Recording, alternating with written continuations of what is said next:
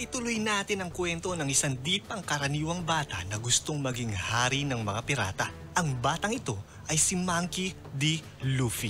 Matapos iligtas ni Luffy at Zoro ang Shells Town sa kamay ng mabagsik na Marine Captain na si Axe Morgan, ay magkasamang naglayag ang dalawa patungo sa kanilang mga pangarap. Nagdesisyon si Luffy na sa Grand Line agad ang punta nila. Ngunit makalipas ang ilang oras ng paglalayag ay may malaking problemang agad bumungad sa kanila. Pareho palang mahina sa direksyon ng dalawa, kaya't ngayon naliligaw sila. Na-question ni Zoro si Luffy at sinabing, "Ano ka ba naman, Luffy? Ba't di ka marunong mag-navigate? Pirata ka ba talaga?" Naaasar namang sumagot si Luffy ng, "Oh, ikaw din naman ah. Di ba dapat nga magaling ka sa direksyon? Akala ko ba ikaw ang kilalang malupit na bounty hunter ng karagatan?" Seryoso namang sumagot si Zoro ng, "Hindi ko naman talaga plano maging bounty hunter. May hinahanap lang ako isang pirata kaya naglayag ako. Kaya lang hindi ko na matandaan kung paano bumalik sa amin. Kaya yun, nangolekta na lang ako ng bounty ng mga wanted na pirata para may pangkain ako." Natawa namang sinabi ni Luffy na, "Pareho pala tayong mahina sa direksyon eh. Ayos tong team natin ah." Naasar namang sinabi ni Zoro na, "At natuwa ka pa ha? Eh paano tayo ngayon yan? Kung gusto nating makarating sa Grand Line, kailangan magkaroon tayo ng kasamang magaling mag-navigate." Makalipas ang ilang oras na paikot-ikot ang bangka ng dalawa sa gitna ng karagatan ay hinang-hina silang napahiga sa gutom. Nang mapatingin ng dalawa sa ulap ay may nakita silang lumilipad na ibon. Napatayo si Luffy sa saya at sinabing, "Uy, Zoro, huhulihin ko yung ibon para may makain tayo. Gutom na ako eh." Biglang humawak sa poste ng bangka si Luffy at bininat niya ang kanyang mga kamay at malakas na tumalon. Ang hindi nga lang inaasahan ni Luffy ay napakalaki pala ng kulay rosas na ibon kaya't kabaliktaran tuloy ang nangyari. Imbis na si Luffy ang huhuli sa ibon, si Luffy ang nahuli ng ibon. Matapos kagatin ng ibon ang ulo ni Luffy ay mabilis itong lumipad papalayo kay Zoro. Nang makita naman ni Zoro ang nangyari, buong lakas siyang nagsagwan upang habulin ng papalayong ibon. Habang mabilis na nagsasagwan si Zoro, ay may nakita siyang tatlong taong palutang-lutang at sa kanya'y biglang humingi ng tulong. Pwede naman sanang hintuan ni Zoro ang mga tao ngunit posibleng mawala sa paningin niya ang hinahabol niyang ibon kaya't malakas na sinigaw ni Zoro sa tatlo na, "Hoy, hindi ako pwedeng huminto. Kumapit na lang kayo kung kaya nyo." Buong tapang na inabangan ng tatlo ang kumakaripas na bangka at buwis buhay na sumabit at umakyat ang mga kawawa. Pagkaakyat ng tatlo ay nagalit sila kay Zoro dahil hindi man lang daw siya huminto nang tinawag nila ito. Nang makapagpahinga ang tatlo ay inilabas ng isa ang kanyang espada at mayabang na sinabing, "Hoy, ihinto mo nga yung pagsasagwan mo at kukunin namin tong bangka mo. Mga pirata kami at hindi lang basta pirata. Miyembro kami ng Baggy Pirates. Ano mo ba yun?" Napahinto sa pagsasagwan si Zoro at napatingin siya sa tatlo. Makalipas ang ilang minuto, bugbog sarado ang tatlong loko.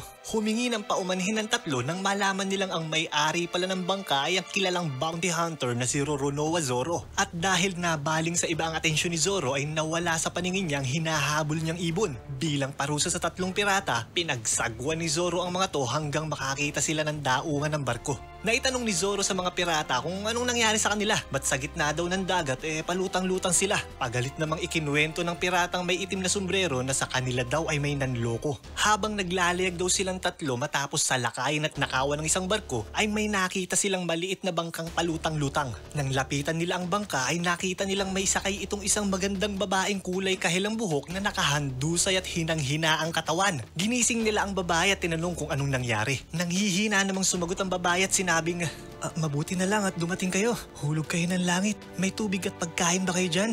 Ilang araw na kasi kung hindi kumakain. Matagal na akong palutang-lutang sa dagat dahil nawawala ako eh. Mahina kasi ako sa direksyon." Itinuro ng babae ang treasure box na kanyang dala at nagmamakaawang sinabing, "Parang awa nyo na. Pahingi naman ng kahit konting tubig at tinapay. Kung gusto nyo, sa inyo na lahat tong kayamanan dala ko. Tulungan nyo lang ako." Nanlaki ang mata ng mga pirata sa kaaya-ayang treasure box na nakita nila. Nag-uunahang puntahan ng tatlo ang treasure box upang tingnan ang laman nito. Habang abala sa pagbubukas ng treasure box sa mga pirata, ay palihim na nagpunta ang babae sa kanilang bangka. Matapos buksan ang treasure box ay nagulat at nabwisit ang tatlong pirata nang makitang walang laman ito. Tumingin ang tatlo sa babae upang ito'y pagalitan ngunit nagulat sila nang makitang tinangay na pala ng babae ang bangka nila. Masigla at malakas na isinigaw ng babae sa tatlo na mag-ingat sila sa paparating na bagyo. Nagmamadali namang nagsagwa ng mga pirata upang hulihin ang babaeng nanlinlang sa kanila. Ngunit makalipas lang ang ilang minuto, dumating na nga ang malakas na bagyo. Dahil sa lakas ng hangin at alon ay tumaob at lumubog ang maliit na bangkang gamit ng tatlong pirata. Habang palutang-lutang ay galit na galit at isinusumpa ng tatlong pirata ang babaeng nanloko at nagnakaw ng bangka nila. Matapos marinig ni Zoro ang kwento, namangha ito sa galing ng babaeng magnanakaw dahil nagamit nito ang takbo ng panahon upang ang mga pirata ay kanyang maisahan at matakasan. Napaisip at nasabi ni Zoro na mukhang ang babaeng manloloko ay pwedeng maging navigator ng kanilang grupo. Natatakot na nasabi naman ng isang pirata na lagot daw sila sa kanilang malupit na kapitan kapag bumalik sila ng walang daladalang mga kayamanan. Natanong naman ni Zoro kung sino ba yung malupit nilang kapitan. Ang piratang may itim na sombrero ay humarap kay Zoro at nanginginig na may halong takot na sinabing, "Narinig mo na ba ang pangalang Buggy the Clown? Siya ang pinakamalupit na pirata sa teritoryon to. At ang nakakatakot pa sa kanya ay yung kapangyarihan niya dahil nakakain siya ng sinumpang prutas." Napaisip naman si Zoro kung sino ba ang Buggy the Clown na to. Dumako tayo ngayon sa isang bayan kung saan nakadaong ang malaki, makulay at mukhang pang-circus na barko ng mga pirata. Ang bayan ay moderno at may kalakihan, ngunit ito ay tahimik na tila parang walang mga nakatira. Sa gitna ng bayan sa isang malawak na daan ay may babaeng tumatakbo at siya'y hinahabol ng 3 tao. Ang babaeng tumatakbo ay ang parehong babaeng nanloko sa mga piratang nasagip ni Zoro. Hinahabol ang babae ng 3 piratang may espada dahil ninakaw pala niya ang isang mapang napaka-importante sa kanila. Ito ay ang mapa ng Grand Line. Sa kabilang banda, nag-report ang isang pirata sa kanyang kapitan dahil may nakita tong lumilipad na ibon na parang may daladalang tao. Inutusan ng kapitan ang kanyang tauhan na barilin ng ibon gamit ang kanilang kanyon. Mabilis naman sumunod ang pirata at walang awang pinaputukan ng lumilipad na ibon.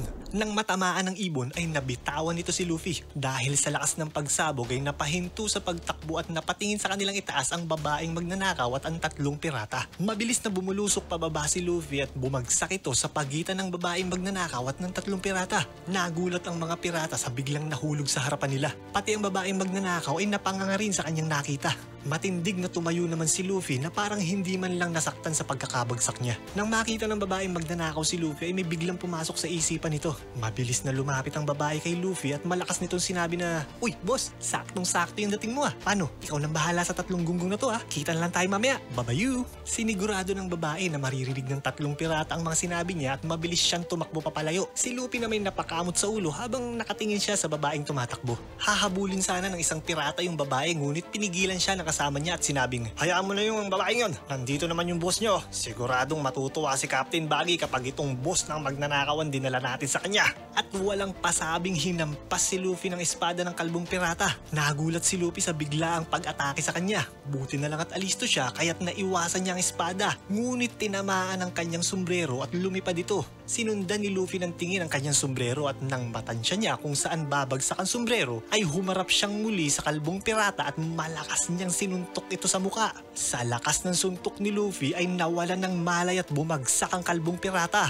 Nagulat ang 2 kasamahan ng kalbong pirata. Hindi sila makapaniwala na isang suntok lang knockout agad ang kasamahan nila. Matapos suntukin ni Luffy ang kalbong pirata ay mabilis siyang tumakbo kung saan babagsak ang kanyang sombrero. At maingat niyang sinapo ito sabay sabing, "Huwag niyong masalat-salat tong sombrero ko." Nagalit ang 2 piratang may hawak na espada at sinugod nila si Luffy. Naghanda si Luffy sa paparating na mga pirata at malakas niyang sabay na sinuntok ang 2.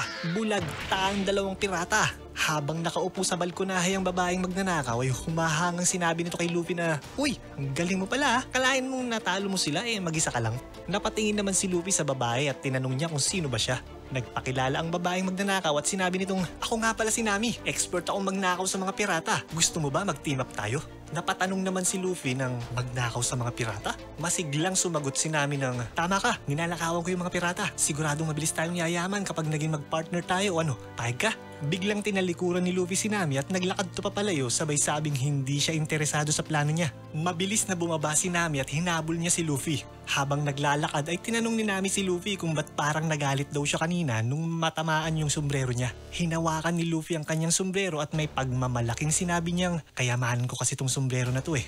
Dumako tayo ngayon sa itaas ng isang gusali kung saan nakaistasyon ng mga pirata. Galit na tinatanong ng kapitan ng mga pirata ang isa niyang kawal kung nahuli na daw ba nila ang nagnakaw ng mapa niya. Magalang namang sumagot ang bunging pirata na hinahanap pa din daw nila ang nagnakaw ng mapa. Nagalit sa narinig na sagot ang kapitan at sinabing, "Kung kailan naman pupunta na ng Grand Line saka nangyari to? Bakit nyo kasi hinayaang manakaw yung mapa? Ano ba nangyari?"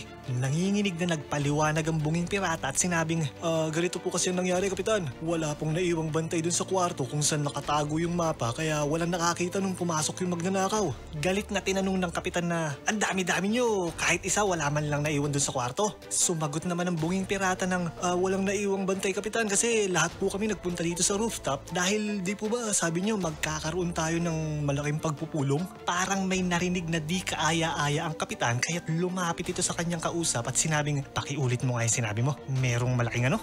Nagulat sa tanong ang pirata at inulit niyang sinabi na, sabi niyo, Kapitan, may malaking pulong? Nagpantig ang tenga ng Kapitan sa narinig at sinabing meron akong malaking pulang ilong. May problema ka ba sa ilong ko?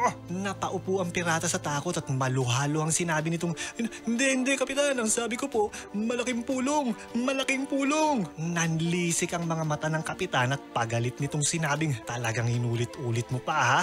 Anong magagawa ko kung pinanganak akong ganito? Ang lakas mo mang lait ah. Mukhang nakakalimutan mo na yata kung sinong ginagalit mo. Kahit anong pakiusap ng bunging pirata ay hindi siya pinapakinggan ng umuusok ang ilong sa galit na Kapitan. Biglang nahirapang huminga ang bunging pirata na parang may sumasakal sa kanya. Pilit nitong tinatanggal kung ano man ang nasa liig niya. Unti-unti ding lumutang ang kawawang pirata at nagkakawag na parang walang magawa. Nagulat ang ibang mga pirata sa nangyayari sa kasamahan nila. Nasabi naman ng isang pirata na ginagamit na naman ng malupit na Kapitan ang kakaibang kapangyarihan niya. Inutusan ng Kapitan ng kanyang mga tauhan na ihanda ang kanyon at itutok sa bunging piratang ginalit ang ilong niya. Naiyak na lang sa takot ang walang magawang bungal na pirata habang hinahanda sa harapan niya ang kanyong papatay sa kanya. Ang malupit at insecure sa kanyang pulang ilong na Kapitan ng mga pirata ay si Captain Baggy the Clown.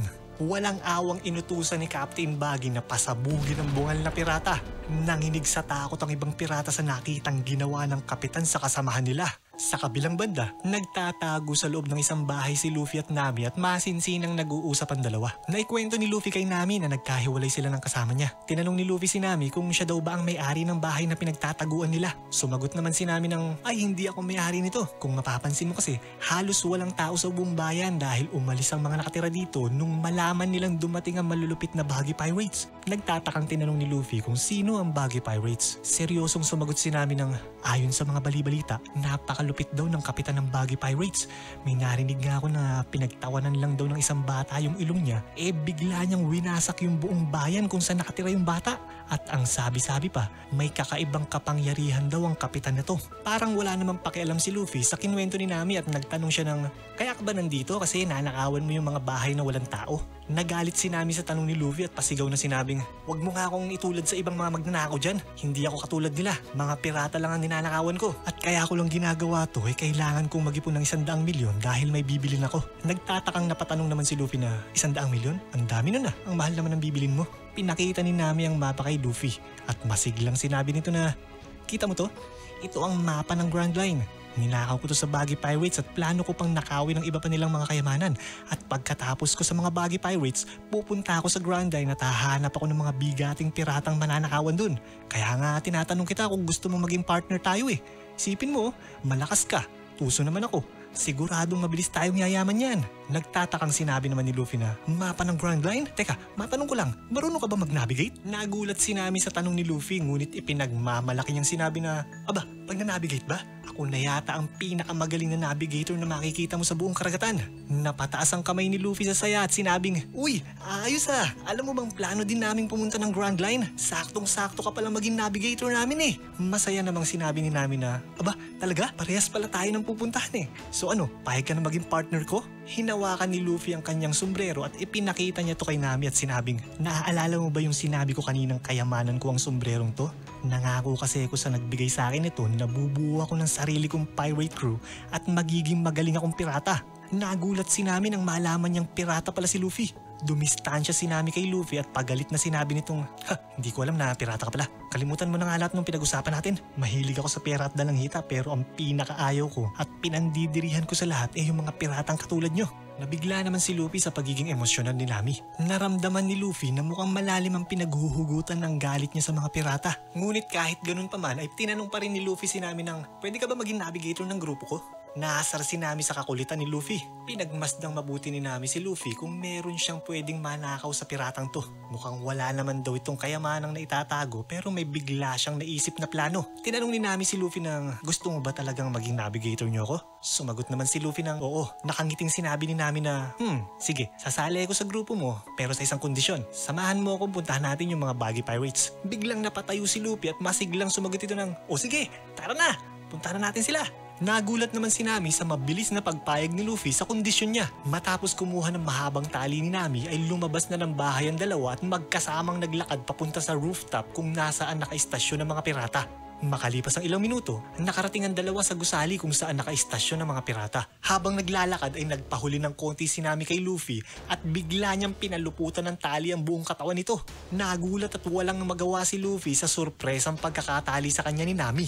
Magbalik tayo ngayon sa rooftop kung saan nakaistasyon ng mga pirata. Napasigaw sa galit si Captain Baggy sa tatlong piratang nagre-report sa kanya. Pinapagalitan niya ang mga to dahil hinayaan daw nilang makawala ang magnanakaw sa paningin nila. Pinaliwanag naman ng tatlong pirata na ang leader daw ng babaeng magnanakaw na naka-straw hat ay biglang dumating at pinag-uupakan sila. Sa sobrang galit ng kapitan ay naisipan niyang parusahan ang kamatayan ng tatlo niyang tauhan. Ngunit sa gitna ng kaguluhan ay may tumawag sa kapitan at naguguluhang sinabi nitong, Captain Baggy, yung babaeng nagnakaw ng mapa niyo, paakyat na po ngayon dito. Napahinto ang kapitan sa pagpaparusa sa tatlong pirata at nagulat sa nireport ng tauhan niya. Makalipas ang ilang saglit ay nakaakyat na ng rooftop si Nami dala-dala ang nakataling si Luffy. Lumapit si Nami kay Captain Baggy at hinagis niya sa harapan nito si Luffy at sinabing, Captain Baggy, heto na po yung magnanakaw, heto na din po yung mapa niyo. Nagulat ang tatlong pirata nang mamukaan nila kung sino yung lalaking nakatali sa harapan nila. Malakas nilang sinabi sa kanilang kapitan na siya yung lalaking bumugbog sa kanila kanina. Habang nakadapa at walang magawa ay galit namang nakatingin si Luffy kay Nami dahil sa pandilin lang na ginawa nito sa kanya. Tinawag ni Captain Baggy si Nami at sinabing, Hoy, anong ibig sabihin nito? Ba't sinosoli mo ngayon yung mapa ko? Magalang namang sumagot si Nami ng, hindi ko na po kasi matiis yung kabungoan nitong boss ko. Kaya naisip ko na lang na sumali po sa grupo ninyo, Captain Baggy. Nagulat si Baggy sa narinig at humagakgak ito ng tawa. Hindi siya makapaniwalang tinawag ni Nami bongo yung boss niya. Sa sobrang tuwa ni Captain Baggy sa nasabi ni Nami, inayagan na niyang sumali to sa grupo niya. Napangiti naman si Nami at nasabi niya sa isip niyang tagumpay ang panluloko. Ngayong nakapasok na siya sa grupo ay madali na niyang mananakaw lahat ng mga kayamanan ng mga to. Inutos ni Captain Baggy na ikulong si Luffy. Naasar namang sinabi ni Luffy kay Nami na kalimutan na niya ang pagsali sa grupo niya. Makalipas ang malayo-layong paglalakbay ay nakarating sila Zoro sa bayan kung saan nakaistasyon ng grupo ng tatlong piratang nasagip niya. Pagkababa sa daungan ay sinabi ni Zoro sa tatlong pirata na dalhin siya sa kapitan nila at kakausapin niya to. Plano palang itanong ni Zoro sa kapitan nila kung nakita nito ang kapitan niya. Bumalik tayo sa rooftop kung saan nagkakasiyahan ngayon ng mga pirata. Masayang ipinagdiriwang ng Baggy Pirates ang pagkakabalik ng ninakaw na mapa at ang pagpasok ni Nami sa grupo nila. Habang naikipag-inuman si Nami ay nasabi niya sa kanyang sarili na, sa oras na malasing ang mga kulokoy na to, saka ako nanakawin lahat ng kayamanan nila. Si Luffy na may inggit na inggit sa mga nagkakasiyahang pirata lalo na sa dami ng pagkaing nakikita niya. Pinuntahan ni Nami si Luffy para siya'y kumustahin at sinabing, Uy, kumusta ka naman dyan, boss? Naiinis namang sinabi ni Luffy na, Hindi mo ako, boss. Malis ka nga dito. Nang makita ni Captain Baggy si Nami na kinakausap si Luffy ay lumapit ito sa kanila at sinabing, Nag-enjoy ka ba sa welcome party mo, Nami? Mukhang kinukumusta mo yan dati mong partner Galit namang sumagot si Luffy ng, Hindi ko siya ka-partner. Pinagtawanan lang siya ni Baggy at sinabi nito kay Luffy na, Alam mo ba kung anong ginagawa ko sa mga magnanakaw na katulad mo? Sumagot naman si Luffy ng, Hindi ako magnanakaw. Parang wala namang narinig si Baggy at bigla niyang sinabi sa kanyang mga tauhan na ihanda ang kanyon at ilabas ang espesyal na Baggy Balls. Inutos ni Baggy na itutok ang kanyon sa hirela ng bahay at ipapakita daw niya kay Luffy at Nami ang kakaibang lakas ng espesyal na Baggy Balls. Itinutok na ang kanyon, ikinarga ang espesyal na bola. Taimtim na naghintay ang mga tauhan sa utos ng kanilang kapitan. Fire! Malakas na isinigaw ni Baggy. Hindi makapaniwala si Luffy at Nami sa nakita. 3, 4, 5, 6 na bahay ang nagiba at nawasak gamit lang ang isang espesyal na bola. Humarap si Baggy kila Nami at pinagmamalaking sinabi nito na, Kita nyo yun? Ang lupet, di ba? Gamit ang espesyal kong bola at ang kapangyarihang nakuha ko dahil sa sinumpang prutas. paniguradong ako na ang maghahari sa buong Grand Line. Matapos magyabang ay inutos ni Baggy na itutok naman ngayon kay Luffy ang kanyon at kargahan ulit ito ng espesyal na bola. Lumapit si Baggy kay Nami at seryosong sinabi nito na, "Nami, ikaw naman." Nagulat si Nami sa biglang sinabi ni Baggy. Tinanong ni Baggy si Nami ng, "Seryoso ka ba talagang maging Baggy Pirates, Nami?" Mabilis namang sumagot si Nami ng, "Oo naman, seryoso ako, Kapitan." Sinabi naman ni Baggy na, "Maniniwala lang akong seryoso ka talaga kung papatayin mo yung dati mong boss. Ayos ba yun mga kasama?" Malakas namang sumang-ayon ng mga pirata. Pinagpawisan ng malamig si Nami sa gustong ipagawa sa kanya ni Baggy. Si Luffy na may tahimik lang at taimtim na inaabangan kung ano ang mga mangyayari. Sinubukang ibahin ni Nami ang usapan at sinabi niya kay Baggy na, "Captain Baggy naman, maniwala ka, seryoso talaga ako. Hindi na natin kailangan magsayang ng Baggy Balls sa buong yan. Tara na ulit doon, mag-party na ulit tayo." Tiningnan ng masama ni Baggy si Nami at sinabi nitong, "Nami, huwag mo ibahin ang usapan. Sige na, pasabugin mo na siya." Natulala si Nami at hindi nito alam ang gagawin. Dahang-dahang lumapit si Nami sa kanyon at sinabi nito sa sarili na, "Ano kayang gagawin ko? Kapag hindi ko siya pinatay, siguradong akong papatay ng mga to. Kapag pinatay ko naman siya, edi parang katulad na ako ng mga piratang pinandidirihan ko. Ano ba yan? Ano kayang gagawin ko?" Nang makita ni Baggy na nakatulala si Nami ay sinigawan niya to ng, "Nami, ano bang hinihintay mo? Pasko, sindihan mo na yung kanyon." Tumingin naman si Luffy kay Nami at sinabi nitong, "Oh, anong problema, Nami? Ba't parang nanginginig ka yata?" Nagulat si Nami at bigla siyang napatingin kay Luffy. Nakangiting sinabi ni Luffy na, "Yan na pala mo. Kinlaban mo kasi yung mga pirata nang hindi buo yung loob mo, nang hindi ka pa handa." Naguguluhang sumagot naman si Nami ng, "Hindi handa? Ang ibig mo bang sabihin hindi handang pumatay ng parang wala lang? Ganun ba ang pagiging pirata?" Seryoso namang sumagot si Luffy ng, "Hindi ganon, Nami. Ang ibig kong sabihin, dapat handa kang ibigay lahat. Kung ginagawa mo talaga to dahil sa pangarap mo, dapat handa kang isugal pati ang buhay mo." Napaisip si Nami sa mga sinabi ni Luffy. Biglang may lumapit na pirata kay Nami dahil hindi na to makapaghintay. Nagulat si Nami nang makitang sinisindihan ng pirata ang posporong hawak niya at kinuha nito ang mitsa ng kanyon. Sa mga oras na to ay hindi na nagdalawang isip si Nami at mabilis niyang hinugot ang sandatang nakatago sa kanyang hita at malakas niyang hinampas ang piratang may hawak na posporo. Bumulagta at nawalan ng malay ang pirata sa lakas ng pagkakapalo ni Nami sa kanya. Si Baggy at ang iba pang mga pirata ay nanlisik ang mga mata nang makita nila kung anong ginawa ni Nami sa kasamahan nila. Si Luffy din ay nagulat at tinanong niya si Nami ng, "Pakakawalan mo na ba ako?" Habang alertong pinagmamasdan ni Nami ang paligid ay sinabi niya kay Luffy na, "Tumahimik ka nga dyan. Nadala lang ako kanina ng emosyon ko kaya ako nagawa yun. Ayoko kasing maging katulad nyo. Minsan na kayong may kinuhang importante sa akin. Kaya hindi ako magiging katulad nyo, mga piratang walang puso." Napaisip naman si Luffy sa mga sinabi ni Nami at medyo naiintindihan na niya ngayon kung ba't galit si Nami sa mga pirata. At biglang napansin ni Luffy na nasindihan pala ang mitsa ng kanyon kaya't nagpanik siya at sinubukan niyang ngat-ngatin ang rehas ng kulungan para siya'y makawala. Nakita din ni Nami na may sindi ang mitsa ng kanyon ngunit hindi niya ito mapuntahan dahil naghahanda siya sa mga papusugod na pirata. Inutusan ni Captain Baggy ang kanyang mga tauhan para patayin si Nami. 4 na piratang may mga espada ang sabay-sabay na umatake kay Nami. Gamit ang mahabang pamalo ay hinampas ni Nami ang mga piratang sumugod sa kanya. Ngunit mabilis na nakaiwas sa mga ito dahil sa galing nilang magsirko. Nang mapalingon si Nami sa kanyon ay nakita niyang malapit nang maubos ang mitsa. Kaya't mabilis niyang pinuntahan to at gamit ang kanyang dalawang kamay ay madiin niyang piniga ang mitsa upang mamatay ang apoy. Kitang-kita sa mukha ni Nami ang hapding kanyang nararamdaman habang pinapatay niya ang mitsa ng kanyon. Nang makita ni Luffy na ang 4 na pirata ay sabay-sabay na sasaksakin si Nami ay pasigaw niyang sinabi na, "Nami, sa likod mo!" Ngunit hindi mabitawan ni Nami ang hawak niya kaya hindi siya makakaiwas sa mga sasaksak sa kanya. Mabuti na lang at biglang dumating si Zoro. Gamit ang kanyang dalawang espada ay sabay-sabay niyang hinampas sa mukha ang 4 na pirata. Nagulat si Nami sa biglang pagsulpot ng lalaking may 3 espada. Si Luffy na may abot tenga ang ngiti sa saya nang si Zoro'y kanyang makita. Tinanong ni Zoro si Nami kung nasaktan daw ba siya. Sinabi naman ni Nami na ayos lang daw siya. Sinigawan naman ni Luffy si Zoro at sinabing, "Zoro, buti na lang at dumating ka. Pakawalan mo na ako dito." Humarap si Zoro kay Luffy at naaasar na sinabi nitong, "Puro ka talaga kalukuhan, Luffy. Una, nagpatangay ka sa ibon. Ngayon, nakatali ka naman dyan sa loob ng kulungan. Ano bang mga pinaggagawa mo?"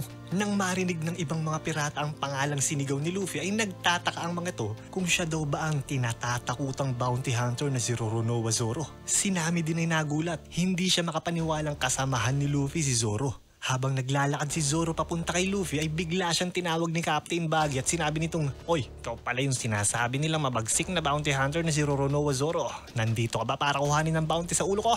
Napahinto si Zoro sa paglalakad at tumingin siya kay Baggy at sinabing, "Tumigil na ako sa bounty hunting. Hindi ako interesado sa ulo mo."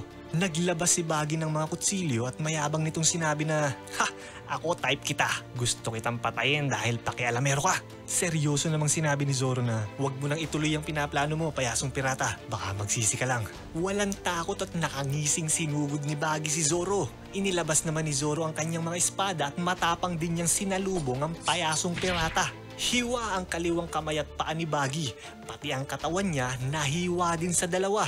Nagulat si Nami at Luffy sa nakita at nasabi ni Luffy na parang ang bilis naman yatang matalo ng payasong pirata. Naaawang pinagmasdan naman ni Zoro ang katawan ni Bagging nagkapira-piraso. Ngunit nang makita ni Zoro ang reaksyon ng mga pirata sa paligid niya ay parang may naramdaman siyang kakaiba. Si Nami din ay nagtataka kung ba't nagkahiwa-hiwa na ang kapitan nila, tawa pa ng tawa ang mga pirata. Tinawag ni Luffy si Zoro at malakas na sinabi nitong, "Zoro, pakawalan mo na ako dito."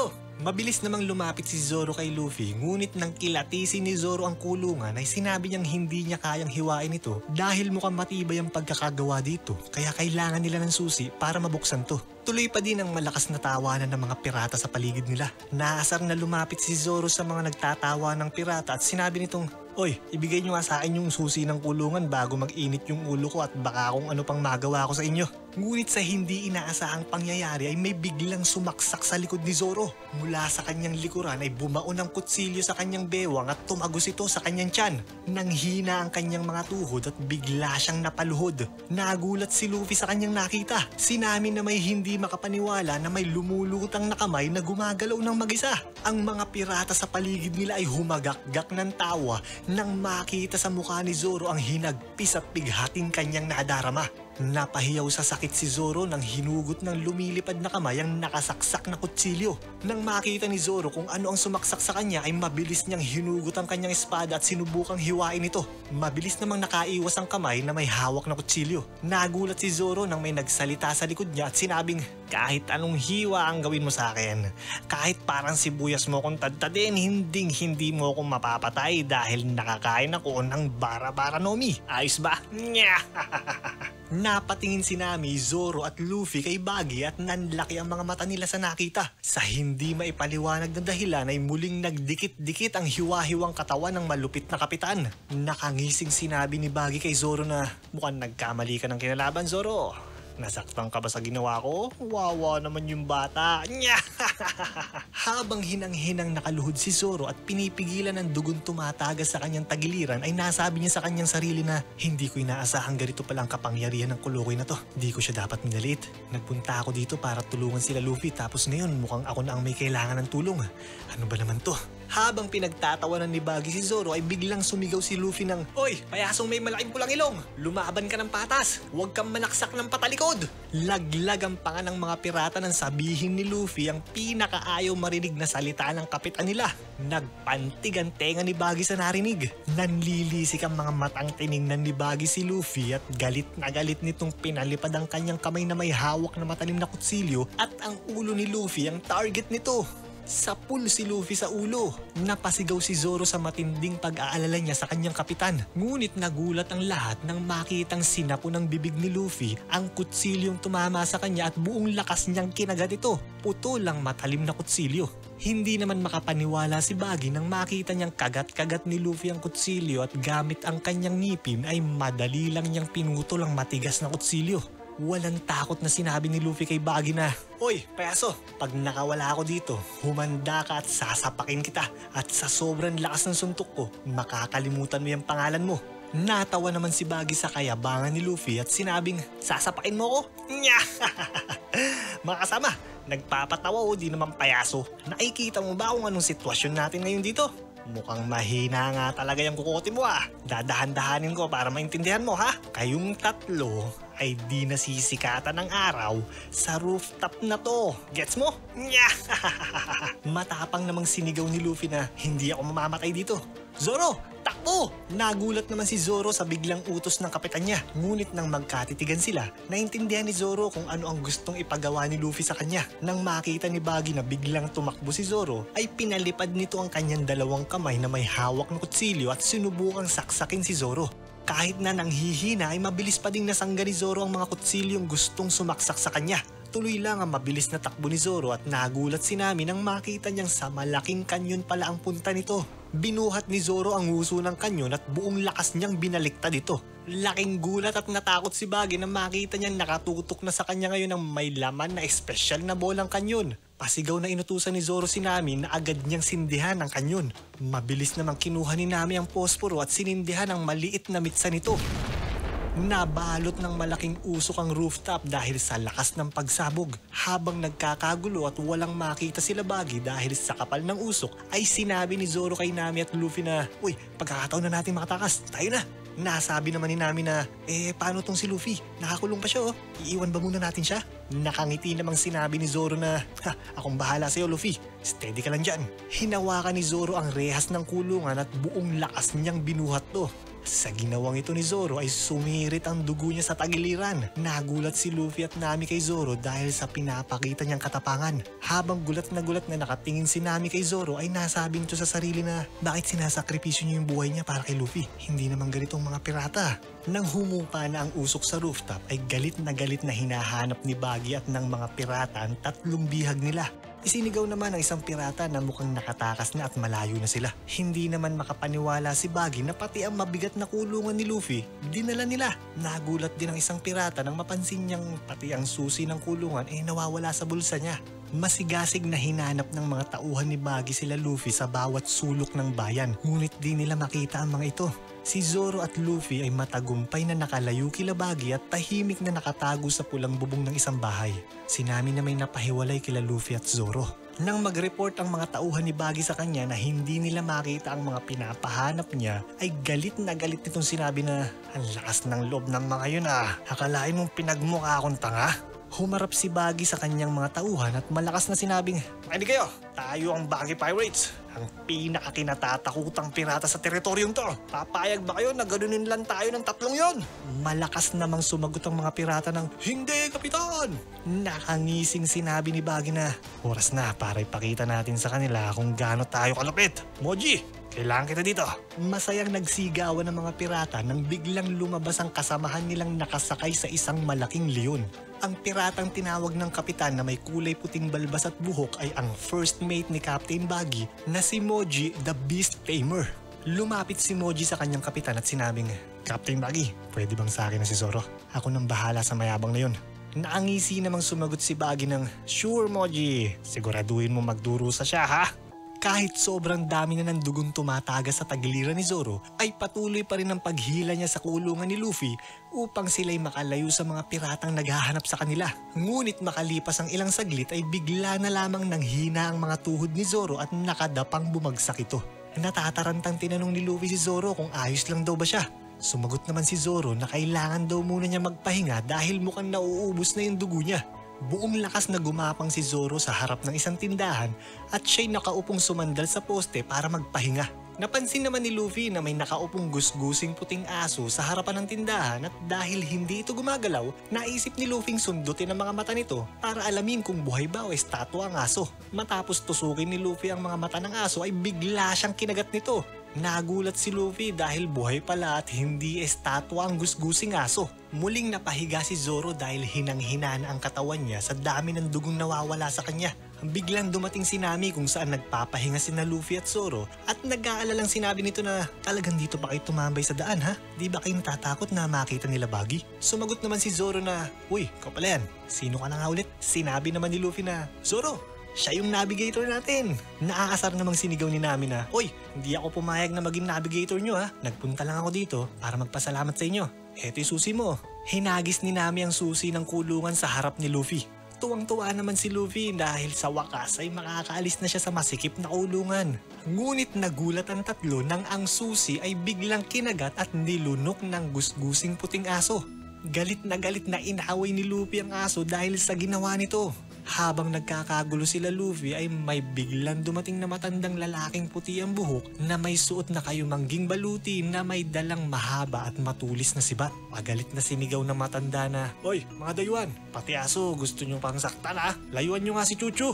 Napatingin na tatlo at tinanong ni Zoro kung sino daw ba ang matandang ito. Ang matandang lalaking dumating ay si Mr. Boodle, ang mayor ng Orange Town.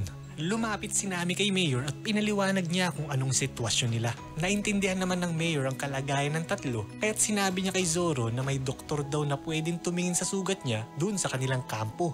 Ngunit sinabi naman ni Zoro na kailangan niya lang daw makatulog para makabawi ng lakas kaya't pinagpahinga muna siya ng Mayor dun sa bahay niya. Habang pinapakain ng Mayor si Chuchu ay naitanong ni Luffy kung ba't si Chuchu na lang daw yata ang nag-iisang naiwan sa bayan nila. Sinabi naman ng Mayor na walang sawang binabantayan ni Chuchu ang tindahan ng amo niya. Naikwento ng Mayor na 10 taon na ang nakalipas nang magbukas ng tindahan ng kanyang kaibigan sa kanilang bayan kasama ang alaga nitong si Chuchu. Matibay daw ang samahan ng dalawa at nang umalis ang amo ni Chuchu ay binili nito ang tindahan sa kanya. Itinuro ng Mayor ang mga sugat ni Chuchu at sinabing, "Nakikita niyo ba yung mga sugat niya? Nakuha niya yan dahil pinagtanggol niya yung tindahan nila sa mga pirata." Naiinis namang sinabi ni Nami na, "Grabe naman yung amo ni Chuchu. Ba't hindi na siya binalikan dito? Kawawa naman siyang naghihintay oh." Malungkot namang sumagot ang Mayor na wala nang babalik sa kanya. Mga 3 buwan na din nung iniwan ng kaibigan ko si Chuchu dito para magpagamot sa hospital. Pero di na siya babalik dahil pumanaw na siya. Gulat namang sinabi ni Nami na, "Ibig mo bang sabihin simula noon naghihintay na si Chuchu dito sa pagbalik ng amo niya?" Sinabi naman ng Mayor na, "Yan din ang sinasabi ng iba. Pero sa tingin ko hindi yun ang dahilan kung ba't tayo iwan ni Chuchu itong tindahan nila. Matalino nga siyang si Chuchu. Sa tingin ko nga alam niya nang patay na yung amo niya Kaya hindi maiwan-iwan ni Chuchu at matapat niya pa ding binabantayan itong tindahan nila dahil sa tingin ko, ito na lang ang natatanging alaalang meron siya ng pinakamamahal niyang amo. Ang tindahang ito ay tinuturing niyang kayamanan kaya gagawin niya ang lahat at handa siyang ibigay ang buhay niya para lang maprotektahan ito." Nagulat ang Mayor pati na din sila Nami sa lakas ng ungol na narinig nila. Nanginginig na sinabi ng Mayor na baka daw si Moji ang paparating, ang malupit na beast tamer ng Buggy Pirates. Napatakbo sa takot ang Mayor at si Nami at nagtago ang dalawa. Kinausap naman ni Luffy si Chuchu at sinabi nitong mukhang may paparating daw na panganib kaya nakiusap siya na ibigay na nito ang susi sa kanya. Habang nakikiusap si Luffy kay Chuchu ay biglang dumating si Moji na nakasakay sa kanyang alagang mabangis na leon at mayabang na sinabi nitong, "Mukhang nag-iisa kaya ta dyan bata. Matapos kang iligtas ng mga kasama mo kanina iiwan ka lang din naman pala nila dyan. Ayos din yung mga kasama mo ah." Wala namang katakot-takot si Luffy kahit nasa harap na niya ang mabangis na leon at ang isa sa pinakamalakas na miyembro ng Buggy Pirates. Ilang beses tinanong at pinilit ni Moji si Luffy na sabihin sa kanya kung saan nagpunta o saan nagtatago ang kasamahan niyang si Zoro. Ngunit kahit anong pilit nito ay ayaw sabihin ni Luffy ang kinaroroonan ni Zoro.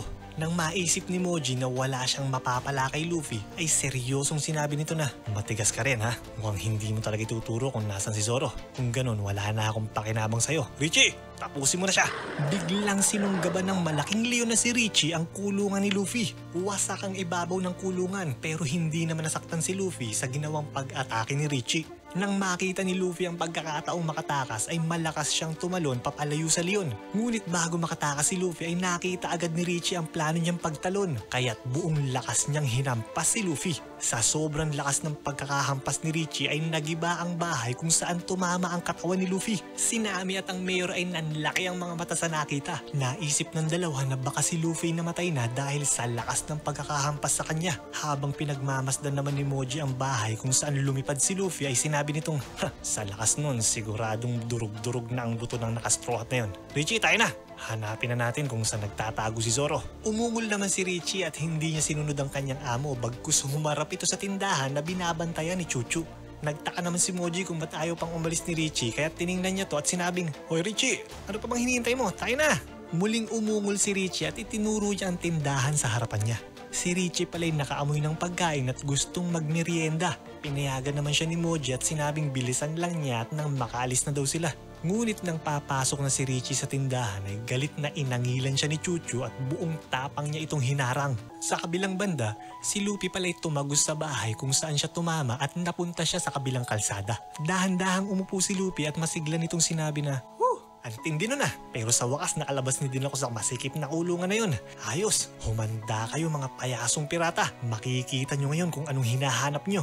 Tumayo si Luffy at nang siya'y aalis na ay may biglang tumawag sa kanya. Paglingon ni Luffy ay nakita niya si Nami at ang mayor na gulat at di makapaniwalang buhay pa siya. Lumapit ang mayor kay Luffy at tinanong siya nito ng, "Oy bata, bakit ba talaga kayo nagpunta sa lugar na to? Ano ba talagang gusto nyo?" Masigla namang sumagot si Luffy ng, "Aksidente lang naman talaga kung paano ako napunta dito Pero ngayon, nakapagdesisyon na ako. Kukunin ko yung mapa ng Grand Line at Nami, gusto kitang maging navigator ng grupo ko." Muli nating balikan ang tindahang binabantayan ni Chuchu. Matapang na tinatahulan ni Chuchu si Moji at Richie na parang sinasabi nito na wala kayong karapatang pumasok sa aming tindahan kaya umalis na kayo kung ayaw niyong masaktan. Hindi naman pinansin nila Moji ang tumatahol na aso at dahan-dahan pa ding lumakad si Richie papasok ng tindahan. Humarang sa daanan ni Richie si Chuchu. Napahinto si Richie sa kanyang paglalakad at tiningnan niya ng masama si Chuchu. Matapos niyang kilatisin ang aso ay malakas niyang hinampas ito. Tumurit ang kawawang aso dahil sa tulis ng mga kuko ni Richie at sa lakas ng pagkakahampas niya kay Chuchu ay nasugat at dumugo ang mukha nito. Ngunit mabilis na tumayo si Chuchu at dali-daling tumakbo papunta kay Richie. Biglang sinunggaban ni Chuchu ang paa ni Richie upang siya'y pigilan sa pagpasok sa kanilang tindahan. Parang wala namang epekto kay Richie ang kagat ni Chuchu. Habang nakakagat sa kanyang paa ay hinampas ni Richie si Chuchu sa bintana ng tindahan. Bumulagta si Chuchu sa sahig at napaungol ito sa sakit dahil sa mga sugat na nakuha niya galing sa mga basag na salamin ng bintana. Ngunit ayaw pa ding sumuko ni Chuchu at mabilis ulit siyang tumayo at walang takot na muling sinugod si Richie. Muli tayong bumalik kung nasaan sila Luffy. Nagpaalam na si Luffy sa mayor at kay Nami upang puntahan si Zoro at baka daw maunahan siya nina Moji at Richie na makita ito. Pinipigilan ng mayor si Luffy dahil sa takot niya na baka sa susunod daw na makita siya nila Moji ay tuluyan na siyang patayin ng mga to. Hindi naman nagpapigil si Luffy at iniwan na niya sila Nami. Habang naglalakad si Luffy papunta sa bahay kung saan nagpapahinga si Zoro, ay napatingin siya sa nasusunog na tindahan at sa malungkot na tumatahol na aso. Napahinto sa paglalakad si Luffy at taimtim niyang pinagmasdan ng malaking apoy at ang kawawang aso. Habang nakatitig si Luffy kay Chuchu ay naalala niya ang sinabi ng mayor kung gaano kaimportante para kay Chuchu ang binabantayan niyang tindahan. Ito daw ay kanyang kayamanan. Si Moji at Richie ngayon naglalakad ng dahan-dahan habang sinisilip ang mga nadadaanan nilang tahanan. Mabusising hinahanap ng dalawa si Zoro habang may kagat-kagat na karton ng pagkain si Richie na mukhang nakuha niya sa tindahan nila Chuchu. At habang si Moji na may tinitingnan ng sugat niyang gawa ni Chuchu ay biglang sumulpot sa harapan nila si Luffy. Napahinto si Richie sa paglalakad at nagulat naman si Moji na makita niya nakatayo sa harapan nila si Luffy. Kumunot ang noon ni Moji at pagalit nitong sinabi na, "Aba, buhay ka pa palang bata ka." Nakangiting sumagot naman si Luffy na, "Hindi ako basta-basta mamamatay sa mahinang atake ng leon mo." Mayabang namang sinabi ni Moji na, "Ang yabang mo pero mukhang naubos na ang swerte mo dahil nakasalubong mo na naman kami. Sa gagawin sa'yo ni Richie ngayon sigurado na ang kamatayan mo. Richie, kagatin mong ulo niya hanggang maputol." Mabilis na sinugod ni Richie si Luffy. Hindi naman natakot si Luffy sa paparating na leon at naghanda din siyang umatake. Pinahaba ni Luffy ang kanyang mga kamay at magkasama niyang pinaikot-ikot ito at hinawakan ang ulo ni Richie. Nagulat si Moji sa nakita. Si Richie din ay biglang napahinto dahil sa kamay na humawak sa ulo niya. Buong lakas na hinila pataas ni Luffy si Richie. Habang nakakahilong umiikot-ikot si Richie sa ere, ay mabilis na hinatak ni Luffy si Richie at hinampas niya ito sa sahig. Sa lakas ng pagkakahampas ay bumaon ang ulo ni Richie sa sementadong kalsada. Nanginig at naluha na lang si Moji nang makita niya kung anong nangyari sa alaga niya. Biglang naisip ni Moji na katulad pala ng kapitan niya ang nakastraw hat na bata. Parehas silang may kakaibang kapangyarihan dahil sa sinumpang prutas. Nagmamakaawang sinabi ni Moji kay Luffy na, sorry sa ginawa ko sa'yo kanina ha. Ganito na lang, ibibigay ko sa'yo lahat ng kayamanan ko. Huwag mo lang ako sasaktan, please." Dahan-dahang tumayo si Luffy at seryosong sinabing, "Wala nang magagawa yung sorry mo. Hindi na maibabalik ng pagsusori mo yung kayamanang kinuha nyo sa aso. Hindi aksidenteng nagkita tayo dito. Hinanap ko talaga kayo dahil ang pinakaayoko sa lahat, yung mga katulad yung naninira ng kayamanan ng iba." Pinahaba ni Luffy ang kamay niya at mahigpit niyang hinawakan sa leeg si Moji.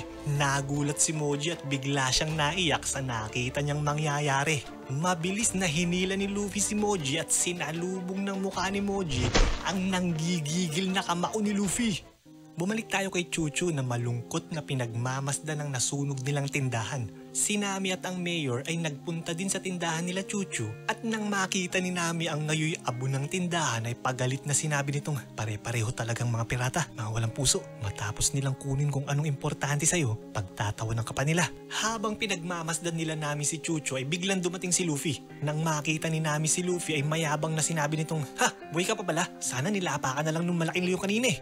Nagulat naman ang mayor nang marinig ang masamang sinabi ni Nami kay Luffy. Biglang nagbago ang mood ni Nami at sa sobrang galit niya ay sinabi niya kay Luffy na katulad ka rin nila. Siguro ngayon pa lang kailangan patay na kita bago pa lumaki ang grupo mo, bago pa kayo makapinsala at masakit na mga tao. Gustong sugudin ni Nami si Luffy sa galit ngunit buong lakas naman siyang inaawat ng mayor. Hindi naman pinansin ni Luffy ang galit ni Nami at mahinahon siyang naglakad papunta kay Chuchu. Umupo si Luffy sa tabi ni Chuchu at inilagay niya sa harapan nito ang isang karton ng pagkain. Ito ang karton ng pagkain tinangay ni Richie sa tindahan nila Chuchu kanina. Humarap si Luffy kay Chuchu at nakangiting sinabi nito na, "Pasensya ka na ha, yan lang ang naligtas ko sa mga kayamanan mo. Nasira na nung weirdong lalaki at nung alaga niyang leon yung iba, pero huwag kang magalala, hindi na babalik yung mga yon. Tinuruan ko na sila ng leksyon. Mukhang matindi din ang naging laban mo sayang at di kita nakita nakipagbakbakan." Tinitigan saglit ni Chuchu ang kahon at maingat niyang kinagat ito. Habang kagat-kagat ang kahon ay dahan-dahang tumayo si Chuchu at siya'y lumakad papalayo kay Luffy. Ngunit makalipas ang ilang hakbang ay huminto si Chuchu at dahan-dahang ibinaba ang kagat-kagat niyang kahon. Tumingin si Chuchu kay Luffy at masigla itong tumahol na parang sinasabing, "Maraming salamat dahil pinrotektahan mo ang kayamanan ko." Masaya namang tumango si Luffy at nagpasalamat din siya kay Chuchu. Si Nami na may naguluhan sa nakita niya. Hindi siya makapaniwala kaya't napaisip siya at napatanong na, talaga ba binuwis ni Luffy yung buhay niya para lang sa kapakanan ng aso? Dumako tayo ngayon sa rooftop kung saan nakaistasyon ng mga Buggy Pirates. Nireport ng isang pirata kay Captain Buggy na nagbalik na si Moji. Nagulat si Buggy nang makita niyang bugbog sarado si Moji at si Richie. Hinang-hina at hinihingal na nagreport si Moji sa kanyang kapitan at sinabi nitong, "Kapitan, pasensya na. Yung batang naka-straw hat, Kapitan. Mag-iingat kayo sa kanya dahil..." Sa sobrang pagod ay biglang nawala ng malay si Moji kaya't hindi na niya naituloy ang gusto niyang sabihin. Hindi niya nabigyan ng babala ang kanyang mga kasama lalo na ang kanyang kapitan na ang batang naka-straw hat ay mayroon ding kakaibang kapangyarihan. Hindi naman makapaniwala si Buggy na natalo ng batang naka-straw hat si Moji. Sa sobrang galit ni Buggy ay inutusan niya ang kanyang mga tauhan at sinabing, "Ihanda niyo lahat ng kanyon at kargahan niyo ng mga Buggy Balls. Playtime's over, boys. Dudurugin natin lahat ng bahay sa bayan na to hanggang wala nang mapagtaguan niyang sila Zoro." Sa kabilang banda, si Chuchu ay lumabas na ng bayan at ito'y nagpunta sa kampo kung saan nagtatago ang mga taong bayan. Sinalubong ng mga tao sa kampo si Chuchu nang makita nilang papalapit ito. Naaawa ang isang babae nang makita niyang puro sugat si Chuchu. Nagtatakang natanong naman ng isang matandang lalaki na, "Asan na kaya si Mayor? Di ba nagpunta siya sa bayan para pakainin si Chuchu? Ba't di niya kasamang bumalik dito si Mayor? Ano na kaya nangyari sa kanya?" Matapang namang sumagot ang isang lalaki na, "Baka may nangyaring hindi maganda kay Mayor Baka nahuli siya ng mga pirata. Aalis muna ako mga kasama at hahanapin ko siya." Pinigilan namang umalis ng matandang lalaki ang kasama niya at sinabing, "Uy, teka, huwag tayong pabigla-bigla. Matalino ang Mayor, hindi gagawa yun ng ikapapahamak niya. Tsaka hindi yun mahuhuli ng mga pirata dahil kabisado nun ng mga pasikot-sikot sa bayan natin." Magbalik tayo ngayon kung nasaan sila Luffy. Lumapit si Nami kay Luffy at humingi ito ng tawad sa ginawa niyang pagsigaw sa kanya kanina. Dahan-dahan namang tumayo si Luffy at sinabi nitong, "Ayos lang yun, Nami.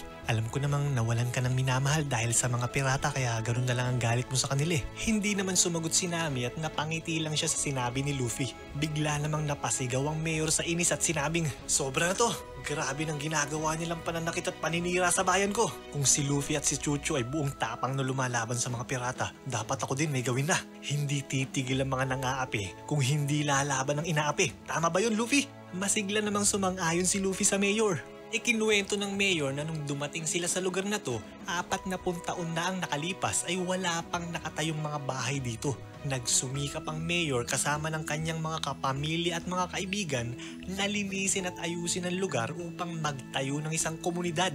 Nagsimula sila sa pagtayo ng mga pailan-ilang bahay. Ngunit makalipas ang ilang taon ay unti-unting dumami ang mga nakatira dito at dahan-dahang umunlad ang kanilang bayan. Pero ngayon galit na galit ang mayor sa nakikita niyang nangyayari sa pinaghirapan nila. Malakas na isinigaw ng mayor na gagawin niya ang lahat para lang maprotektahan ang pinakamamahal niyang bayan. Nagulat sila Luffy nang ang mga bahay sa paligid nila ay biglang sumabog. Sa isang iglap, isang hirela ng bahayan na nagkadurog-durog. Sa lakas ng pagsabog ay tumilansik ang tatlo. Matapos makabangon ng tatlo mula sa pagkakabagsak ay nangangambang sinigaw ng mayor na ang bahay niya ay kasama sa mga sumabog. Nataranta naman si Luffy nang marinig ang sinabi ng mayor dahil bigla niyang naalala na nagpapahinga si Zoro sa bahay ng mayor. Mabilis na tumakbo sila Luffy sa harap ng nababalot pa ng makapal na usok na gibagibang bahay ng mayor at aligagang hinahanap ng tatlo si Zoro. Nang medyo humupa na ang usok ay nakita ng tatlo na nakaupo si Zoro sa sahig at sinabi nitong, "Ay, ano ba yan? Ang lakas naman ng alarm clock nyo. Nagising tuloy ako. Bitin yung tulog ko ah." Tuwang-tuwa si Luffy nang makita niyang buhay si Zoro. Hindi naman makapaniwala si Nami na nakaligtas si Zoro sa lakas ng pagsabog na nangyari. Nasagad ang pasensya ng mayor sa nakita niyang pagkasira ng mga bahay sa paligid niya, kaya't napagdesisyonan niya na sugurin na ang mga pirata.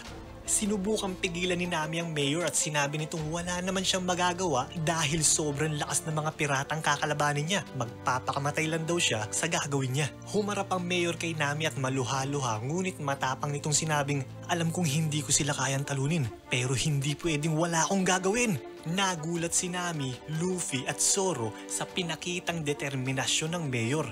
Mabilis na tumakbo ang mayor papunta kila Buggy at hindi na siya muling pinigilan pa ni Nami. Nagtataka namang sinabi ni Nami kay Luffy na, "Luffy, nakita mo ba yun? Ang tindi ng pagmamahal niya sa bayan niya pero mamamatay lang siya sa gagawin niya."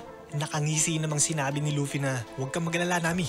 Gusto ko yung mga taong katulad niya kaya hindi ko siya hayaang mamatay. Zoro, ready ka na ba?" Masiglang sumagot naman si Zoro ng, "Ayos na ako Luffy. Tara, simulan na natin ang party." Sinabi na may naaasar dahil sa nakikita niyang kalmadong kilos ng dalawa sa delikadong sitwasyong kinalalagyan nila. Humarap si Nami kay Luffy at seryosong sinabi na, "Bakit ba napakakampante niyo? Seryoso ba kayo na dalawa lang kayong susugod dun? Ba't di na lang tayo umalis sa bayan na to nang di na tayo madamay sa gulo nila?" Sumagot naman si Luffy ng, "Hindi pa ako pwedeng umalis dito Nami. Ang plano ko'y pumunta sa Grand Line kaya kukunin ko yung mapa sa payasong pirata na yun. Di ba gusto mo din pumunta ng Grand Line? Tulungan mo kami tapos sabay-sabay tayong pumunta doon, ano? Payag ka?" Saglit na napaisip si Nami bago siya sumagot ng, "Dahil pareho tayo ng gusto, sige, tutulungan ko kayo pero tandaan mo kahit kailanman hindi ako magiging piratang katulad nyo." Pumayag si Nami sa alok ni Luffy na sila'y magtulungan upang talunin si Buggy at kunin ang mapa ng Grand Line. Mabilis na tumayo si Zoro at habang inilalagay niya sa kanyang ulo ang itim na bandana ay masigla niyang inaya ang dalawa na puntahan na ang mga payasong pirata.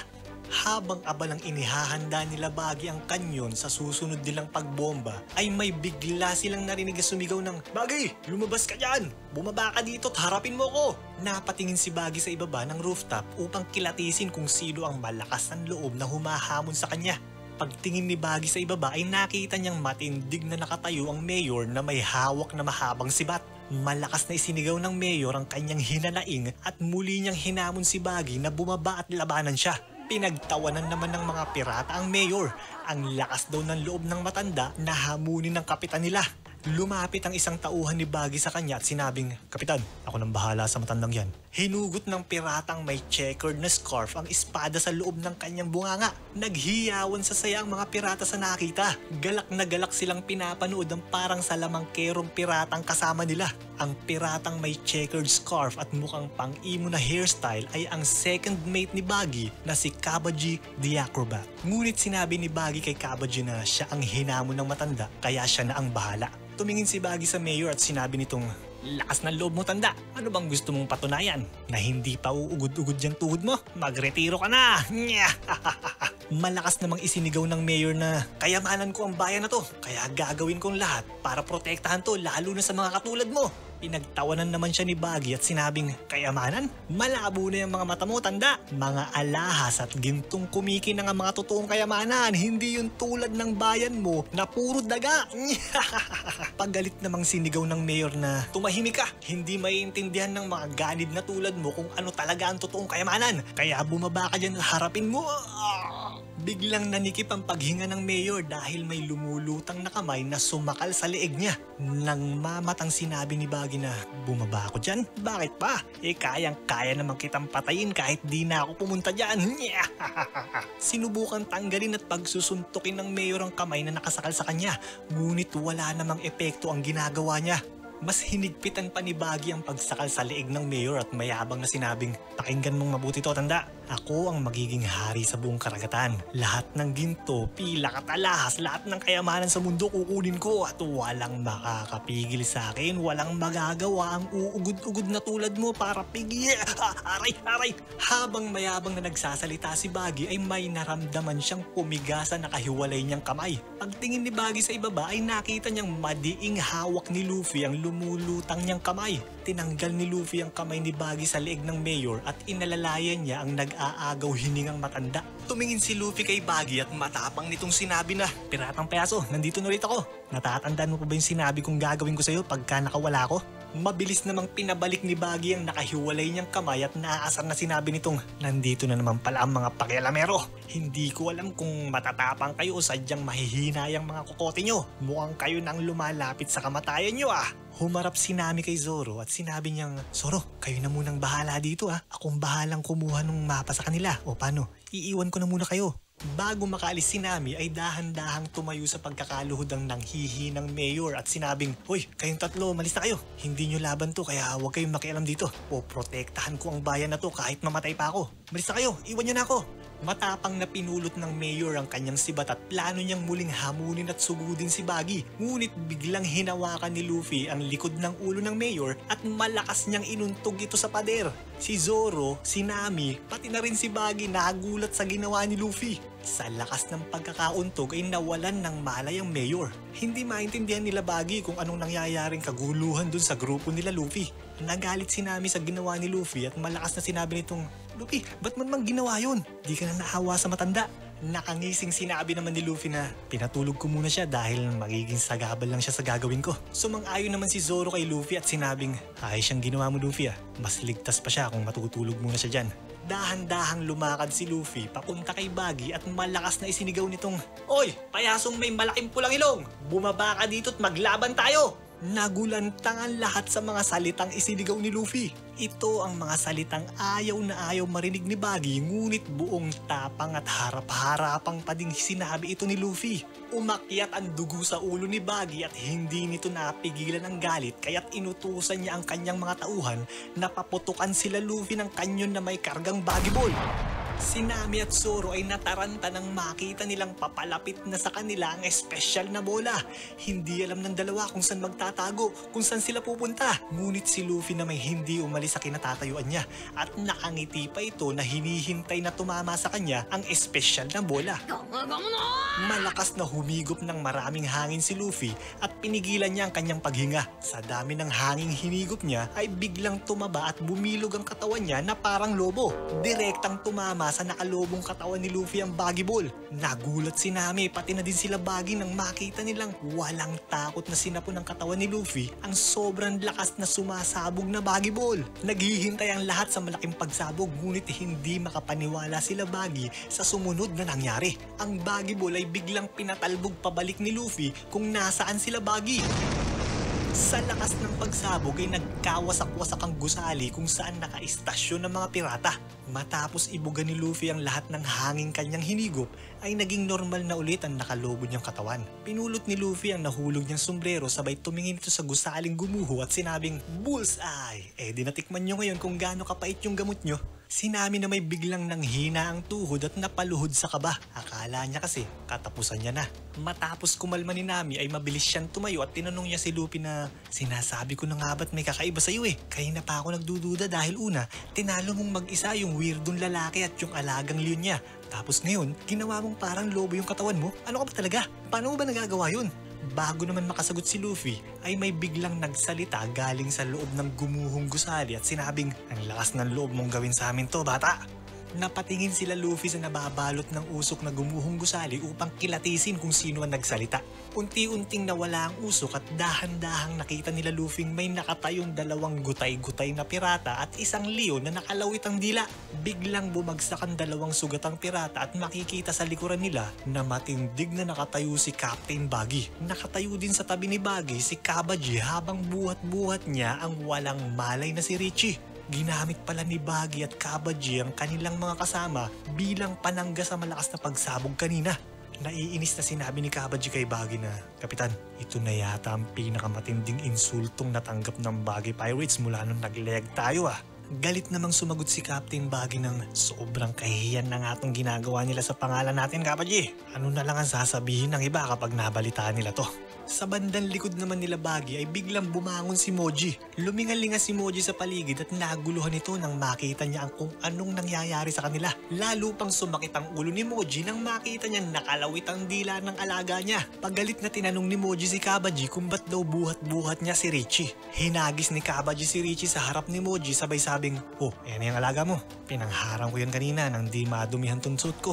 Nagmamadaling pinuntahan ni Moji ang naghihingalong si Richie upang suriin ang kalagayan nito. Tiningnan ng masama ni Moji si Kabaji at naisip niyang saktan nito dahil sa kahayupang ginawa nito kay Richie. Ngunit nanlaki ang mga mata ni Moji nang masulyapan niya si Luffy nakatayo sa harapan nila. Biglang napasigaw si Moji ng, "Kapitan, siya yung sinasabi kong gumulbi sa akin. Mag-iingat kayo sa kanya, Kapitan. Nabibinat ng parang goma yung katawan ng batang yan, Kapitan." Napatingin si Nami kay Luffy at nagulat ito nang marinig niya ang mga sinabi ni Moji. Ngayon nasagot na ang mga katanungan ni Nami tungkol kay Luffy. Nang marinig ni Buggy ang babala ni Moji, sinabi nito na kaya naman pala kaya niyang palubuhin yung katawan niya at patalbugin yung Buggy Ball. Nagulat naman si Moji nang bigla siyang sinakal ng lumilipad na kamay ni Buggy. Kumunutan noon ni Buggy at pagalit na sinabing, "Ba't ngayon mo lang sinabi sa akin to, Moji?" Sa sobrang galit ni Buggy ay buong lakas niyang hinagi si Moji papunta kay Luffy. Nang makita ni Luffy na mabilis na paparating sa kanya ang lumilipad na si Moji, ay naghanda siya para sipain to. Kitang-kita ang takot sa mga mata ng kawawang si Moji habang hinihintay niyang dumapo sa mukha niya ang paa ni Luffy. Basag ang panga ni Moji sa lakas ng sipa ni Luffy. Ngunit sinamantala namang sugudin ni Kabaji si Luffy habang ang atensyon niya ay na kay Moji. Sumakay ng unicycle si Kabaji at mabilis nitong pinuntahan si Luffy para saksakin ng matulis ang matalim niyang espada. Hindi napansin ni Luffy ang pag-atake ni Kabaji kaya't siya'y nagulat nang biglang humarang si Zoro upang salagin ang espadang sana'y tutusok sa kanya. Habang pinipigilan ni Zoro ang espada ni Kabaji ay tiningnan niya ng masama ito at sinabing, "Akong labanan mo, gusto kong makita kung gaano kakagaling gumamit ng espada." "Ano? Kakasa ka ba?" Mayabang namang tinanggap ni Kabaji ang hamon ni Zoro at sinabing, "Ikaw pala yan, Zoro. Bilang isang swordsman, siguradong tataas ang reputasyon ko kapag nakuha ko yung ulo mo. Sige, tinatanggap kong hamon mo." Nangangambang tumingin si Luffy kay Zoro at sinabing, "Di pa yata magaling yung sugat mo, Zoro. Magpahinga ka muna. Ako na lang ang bahala dito." Nang marinig ni Kabaji ang tungkol sa sugat ni Zoro, ay naalala niyang sinaksak nga pala ng kapitan niya ang tagiliran nito. Napangiti si Kabaji sa naisip at bigla niyang binugahan ng apoy sa mukha si Zoro. Mabilis namang naiharang ni Zoro ang kanyang braso upang matakpan ang kanyang muka. Napasigaw si Zoro sa init ng apoy na unti-unting gumagapang sa buong braso niya. At habang abala si Zorong patayin ng apoy sa kanyang braso ay malakas na sinipa ni Kabaji ang tagiliran ni Zoro kung nasaan ang sugat niya. Napahiga at namilipit sa sakit si Zoro sa lakas ng pagkakasipa ni Kabaji. Muling bumuka ang sugat ni Zoro at dahan-dahan tumagas ang dugo nito. Galit na galit si Nami sa ginagawang pananamantala ni Kabaji sa kahinaan ni Zoro. Ngunit wala naman siyang magawa kundi panuudin lang ang laban ng dalawa. Habang namimilipit sa sakit si Zoro ay umatake na naman si Kabaji. Pinaikot ng mabilis ni Kabaji ang kanyang espada hanggang mabalot ng alikabok ang paligid nila. Mabilis na umupo si Zoro at alertong pinakiramdaman ng paligid dahil wala siyang makita sa kapal ng alikabok na nakabalot sa kanya. Palihim na umatake si Kabaji. Hinampas niya ng malakas sa ulo si Zoro. Mabuti na lang at aliso si Zoro kaya't mabilis niyang nasangga ang espada. Ngunit ang hindi inaasahan ni Zoro ay bigla na namang sinipa ni Kabaji ang sugat niya. Muling napahiyaw si Zoro sa sakit at siya'y kawawang gumulong-gulong at napadapa. Nang mawala ang alikabok sa paligid ay nanggigil sa galit si Nami nang malaman na naman niyang sinipa ni Kabaji ang sugat ni Zoro. Si Luffy na may tahimik lang na pinapanood ang laban ng dalawa. Habang nakatayo sa kanyang unicycle si Kabaji ay mayabang niya sinabi na, "Para ka palang babae kung tumili, Zoro." Nakakahiya ka. Ikaw ba talaga yung sinasabi nilang pinakamagaling at pinakamalupit na bounty hunter ng karagatan? Parang hindi naman ah. Itong susunod kong gagawin sa'yo maiintindihan mo na namali ka ng kinalabang grupo.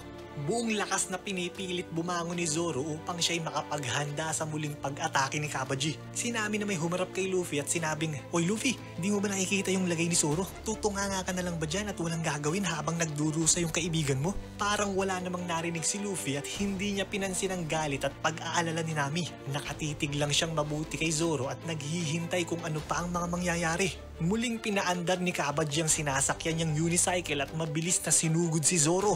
Gamit ang kanyang matalim na espada, planong putulin ni Kabaji ang ulo nito. Ngunit nang hihiwain na ni Kabaji ang ulo ni Zoro ay mabilis naman siyang nakaiwas dito. Kasabay ng pag-ilag ni Zoro ay malakas niyang hinampas ang mukha ni Kabaji gamit ang hawakan ng kanyang espada. Nawalan ng balanse si Kabaji dahil sa pagkakahampas sa kanya at siya'y nangudngud sa lupa. Nagtaka si Buggy at Nami. Hindi sila makapaniwala na parang biglang nabaliktad ang mga pangyayari. Si Luffy na may napasigaw sa tuwa nang makita niyang mukhang mananalo na si Zoro. Tinawag ni Zoro si Kabaji at matapang na sinabing, "Oy, nag-i-enjoy ka ba sa pagsipa sa sugat ko? O heto, tutulungan na kita para di ka mahirapan." Matindig na tumayo si Zoro at gamit ang kanyang espada, tinusok niya ang kanyang sugat sa tagiliran at palabas niyang hiniwa ito. Tumagas ang napakadaming dugo sa ngayon lalong lumaking sugat ni Zoro. Si Kabaji, Nami, Luffy at Buggy ay nagulantang sa nakita. Hindi sila makapaniwalang pinalaki pa ni Zoro yung sugat niya. Huminga ng malalim si Zoro at mayabang na sinabi kay Kabaji, "O ano, sapat na ba to para di ka nasipa ng sipa sa sugat ko?" Si Luffy ay tuwang-tuwa sa pinapakitang kastiga ni Zoro. Si Kabaji na may naiinis dahil ang pakiramdam niya ay minamaliit siya nito. Hinugot ni Zoro ang ikatlo niyang espada at hinawakan niya to gamit ang kanyang bibig.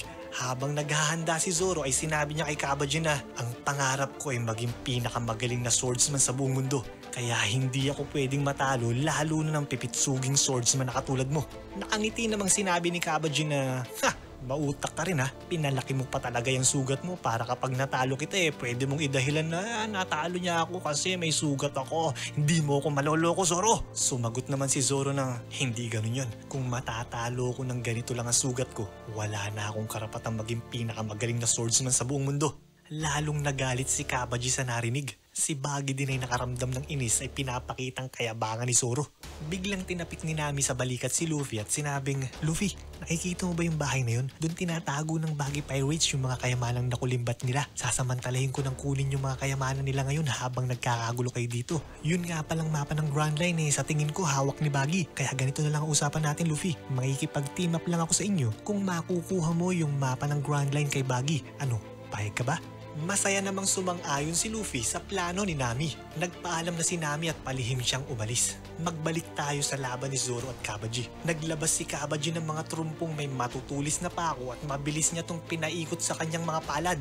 Matikas namang tumayo si Zoro kahit na sumasakit ang kanyang tagiliran upang salubungin ang isa na namang kakaibang gagawing pag-atake ni Kabaji. Kinilatis ng mabuti ni Kabaji ang kalagayan ni Zoro at nang makakita siya ng pagkakataon ay pinaulanan niya ng sangkatutak na turumpo ang iika-ikang si Zoro. Ngunit kahit medyo iika-ika ay nasalagat na hiwa pa rin ni Zoro ang sobrang daming matutulis na turumpo. Habang abala si Zoro sa pag-iwas at paghiwa ng mga turumpo ay mabilis na pinaandar ni Kabaji ang kanyang unicycle at walang takot niyang inakyat ang pader at tumalon siya ng napakataas. Napatingala sila Luffy at Zoro sa sobrang taas ng talon ni Kabaji. Nagpunta sa ere si Kabaji para makakuha siya ng buwelo upang masaksak niya ng sobrang lakas si Zoro. Pababang hinawakan ni Kabaji ang kanyang matulis na espada at itinutok niya to sa ulo ni Zoro. Nang makita ni Buggy ang gagawin ni Kabaji ay mabilis niyang pinalipad ang kanyang kamay at malakas na sinabing, "Kabaji, hahawakan ko si Zoro nang di siya makaiwas. Tapusin mo na siya!" Mabilis na lumipad ang kamay ni Buggy upang hawakan ang paa ni Zoro. Mabilis ding bumulusok pababa si Kabaji habang nakaturo ang kanyang matulis na espada sa ulo ni Zoro. Nataranta si Zoro nang malaman niyang pagtutulungan siya ng dalawa. Ngunit bago mahawakan ni Buggy ang paa ni Zoro ay mabilis na tumakbo si Luffy at madiin niyang tinapakan ng lumilipad na kamay at sinabing, "Oy, piratang payaso, huwag kang makialam sa laban nila." Napasigaw sa sakit si Buggy dahil sa ginawa ni Luffy sa kamay niya. Nagulat si Zoro sa ginawang pagharang ni Luffy pero dahil sa ginawang to ni Luffy ay nanumbalik ang atensyon niya sa laban nila ni Kabaji. Kaya bago siya matamaan ng malakas na pag-atake ni Kabaji mula sa ere, ay mabilis siyang nakaiwas dito. Nanghihinayang si Kabaji sa lumipas na pagkakataong matalo na sana si Zoro. Buong lakas na pinipilit ni Zorong tumayo at hinihingal na sinabing, "Napapagod na ako. Ayoko na." Mayabang naman siyang tiningnan ni Kabaji at sinabing, "Ayaw mo na? Suko ka na ba, Zoro?" Sa bagay, nakapagtatakang at nakakagalo ka pa sa kondisyon mong yan eh. Habang nagyayabang si Kabaji ay mabilis siyang sinugod ni Zoro at malakas niyang sinipa ang unicycle nito. Natumba si Kabaji at siya'y nagulat sa biglang pag-ataking ginawa ni Zoro. Tiningnan ng masama ni Zoro si Kabaji at seryoso niyang sinabi na, "Mali na naman yung intindi mo. Ang ibig kong sabihin ay napapagod na akong makita yung mga walang kwentang circus tricks mo." Nainsulto si Kabaji sa sinabi ni Zoro kaya't pagalit siyang tumayo at bigla niyang sinugod si Zoro sabay sabing, "Ang yabang mo talaga, Zoro. Ipapakita ko sa iyo ngayon kung gaano ako kagaling sa paggamit ng espada." Tumakbo ng mabilis si Kabaji papunta kay Zoro. Hinawakan naman ni Zoro ng madiin ang kanyang mga espada at inabangan niya ang pag-atake ni Kabaji sa kanya. Nang mag-abot ang dalawa ay buong lakas na hiniwa ni Zoro gamit ang tatlo niyang espada ang katawan ni Kabaji. Sumirit ang dugo sa dibdib ni Kabaji sa laki ng mga sugat na natamo nito. Nang makita ni Bagi ang nakakahiyang pagkatalo ni Kabaji ay pagalit siyang sumigaw ng, "Ano bang ginagawa mo, Kabaji? Ba't ka nagpapatalo sa pipitsuging magnanakaw na yan?" Napatingin naman si Zoro kay Bagi at habang tinatanggal niya ang kanyang itim na bandana sa ulo ay sinabi niyang, "Hindi kami magnanakaw, mga pirata kami." Matapos magsalita ni Zoro ay bigla siyang napahiga sa pagod at sinabi niya kay Luffy na siya'y magpapahinga muna. Matikas namang sumagot si Luffy na, "Sige lang, Zoro, matulog ka na muna dyan. Ako nang bahala dito." Nagulat si Bagi sa narinig niyang sinabi ni Zoro kaya't nasabi niya kay Luffy na, "Mga piratang tawag niyo sa sarili niyo? Pinagloloko niyo ba ako?" Sumagot naman si Luffy ng, "Seryoso ako sa pagiging pirata. At nga pala, may kailangan ako sa'yo, yung mapa ng Grand Line. Ibigay mo sa akin yung mapa." Naiinis namang sinabi ni Bagi na, "Feeling mo naman ibibigay ko agad sa'yo yung mapa ng ganun-ganun na lang? Tsaka anong gagawin naman ng mga pipitsuging piratang tulad nyo sa Grand Line? Mamamasyal? Lakas din ang trip nyo ah." Seryosong sinabi ni Luffy na, "Pupunta ako sa Grand Line para hanapin ang One Piece dahil gusto kong maging hari ng mga pirata." Nabigla si Bagi sa sinabi ni Luffy at napanglait niyang sinabi na, "Huwag ka nga mag-ilusyon, bata. Kung ikaw ang magiging hari ng mga pirata, ano na ako nun? Diyos ng mga pirata?" Lakas talaga ng tama mo. Alam mo, itigil mo na yung pag-iilusyon mo dahil hindi ikaw kundi ako ang magiging hari ng mga pirata. Napangisi naman si Luffy sa pagyayabang ni Bagi at pahamon niyang sinabi na, "Handain mo sa chat. Kung di mo ibibigay sa akin yung mapa, di kukunin ko na lang sa'yo." Naghandang umatake si Luffy. Si Bagi na may naglabas ng mga kutsilyo at sinabing, "Nakakabwisit talaga yung kayabangan mo, bata. Kapag nakikita kita at yung sombrero mo naaalala ko yung buwisit na may pulang buhok na kilala kong kasing yabang mo." Nagulat si Luffy nang marinig niya ang sinabi ni Bagi at malakas siyang napatanong ng, "Pulang buhok? Si Shanks bang tinutukoy mo? Kilala mo si Shanks?" Nagtatakang sumagot naman si Bagi ng, "Kilala mo din pala ang buwisit na yun ah." "Oo, si Shanks nga, naaalala ko kapag nakikita ko yung sombrero mo, lalo na din yung kayabangan mo. Bakit? Kaano-ano ba siya?" Muling nagtanong si Luffy ng, "Alam mo ba kung nasan sila Shanks ngayon?" Napaisip si Bagi at sinabi niyang, Gusto mong malaman kung nasan sila ha? Mortal kong kaaway ang si Shanks kaya wala kang makukuhang impormasyon sa akin tungkol sa kanya. Good luck na lang sa'yo kung mahahanap mo pa siya." Matapang namang sinabi ni Luffy na, "Ayaw mong sabihin ha? Tingnan ko kung di ka magsalita kapag ginulpi kita." Susugudin na sana ni Luffy si Bagi at ito'y kanyang sasapakin ngunit napahinto siya sa kanyang nakita. Bukod sa mga kutsilyong hawak ni Bagi ay biglang may matulis na patalim na lumabas sa mga sapatos niya. Nakangiting sinabi ni Bagi na, "Sa sobrang talim ng mga kutsilyo ko, lalo na tong nasa sapatos ko, paniguradong pira-piraso ka kapag natamaan kita kahit nagiging goma ka pa." Biglang tumalon si Bagi at pinalipad niya papunta kay Luffy ang kalahati ng katawan niya mula bewang hanggang paa at mabilis niya tong pinaikot na parang hélice ng helicopter. Tumalon naman ng malakas si Luffy upang maiwasan ang sobrang bilis na umiikot na katawan ni Bagi. Ngunit habang nasa ere si Luffy ay muli siyang inatake ni Bagi. Buong lakas na hinagis ni Bagi ang mga hawak niyang matutulis na kutsilyo kay Luffy. Siguradong sigurado si Bagi na walang takas si Luffy dahil hindi siya makakailag habang nasa ere siya. Ngunit biglang pinahaba ni Luffy ang kanyang braso at siya'y humawak sa poste ng isang bahay at mabilis niyang hinila ang katawan niya papunta dito. Nagulat si Baggy sa ginawa ni Luffy, ngunit medyo nabilib din siya kung paano iniwasan ng bata ang mga patalim na hinagis niya. Muling bumalik ang kalahating katawan ni Baggy at siya'y naging buong muli. Si Luffy naman ang sunod na umatake. Inahaba niya ang kanyang braso at malakas niyang sinuntok ang mukha ni Baggy. Muntik tamaan si Baggy ng malakas na suntok ni Luffy, pero dumaplis lang ito sa kanyang mukha at habang patuloy na humahaba ang kamay ni Luffy ay tinangkang hiwain ito ni Baggy ng matalim niyang kutsilyo. Pero bago mahiwa ang braso ni Luffy ay nakahawak siya sa gilid ng bintana ng isang bahay at buong lakas niyang hinila ang katawan niya papunta dito. Mabilis na sinalubong ni Luffy si Baggy at plano niyang atakihin ang leeg nito gamit ang kanyang isang braso. Ngunit biglang pinaghiwalay ni Baggy ang kanyang katawan at ulo kaya't hindi tumama ang malapalakol niyang braso. Dahil sa lakas ng pagkakahila ni Luffy sa sarili ay bumangga siya sa isang bahay at ito'y nagkagiba-giba. Malakas namang tumawa si Baggy at mayabang niyang sinabi na, "Nya! Akala mo matatamaan mo ko ng mga direktang pag-atake mo ha? Minamalit mo yata ako, bata." Masiglang tumayo si Luffy mula sa pagkakabagsak at medyo naiinis niyang sinabi na, "Ano ba yan? Paano ko matatamaan ng lokon to? Pinaghihiwa-hiwalay niya yung mga parte ng katawan niya." Muling nagbalik si Nami kung nasaan sila Luffy. Palihim niyang tinitingnan ang nangyayari at hindi siya makapaniwala sa tindi ng laban ng dalawa. Hindi na nag-aksaya pa ng oras si Baggy at muli niyang sinugod si Luffy. Pinalipad ni Baggy ang kanyang kanang brasong may hawak na tatlong matutulis na patalim at ito'y gusto niyang itusok sa mukha ni Luffy.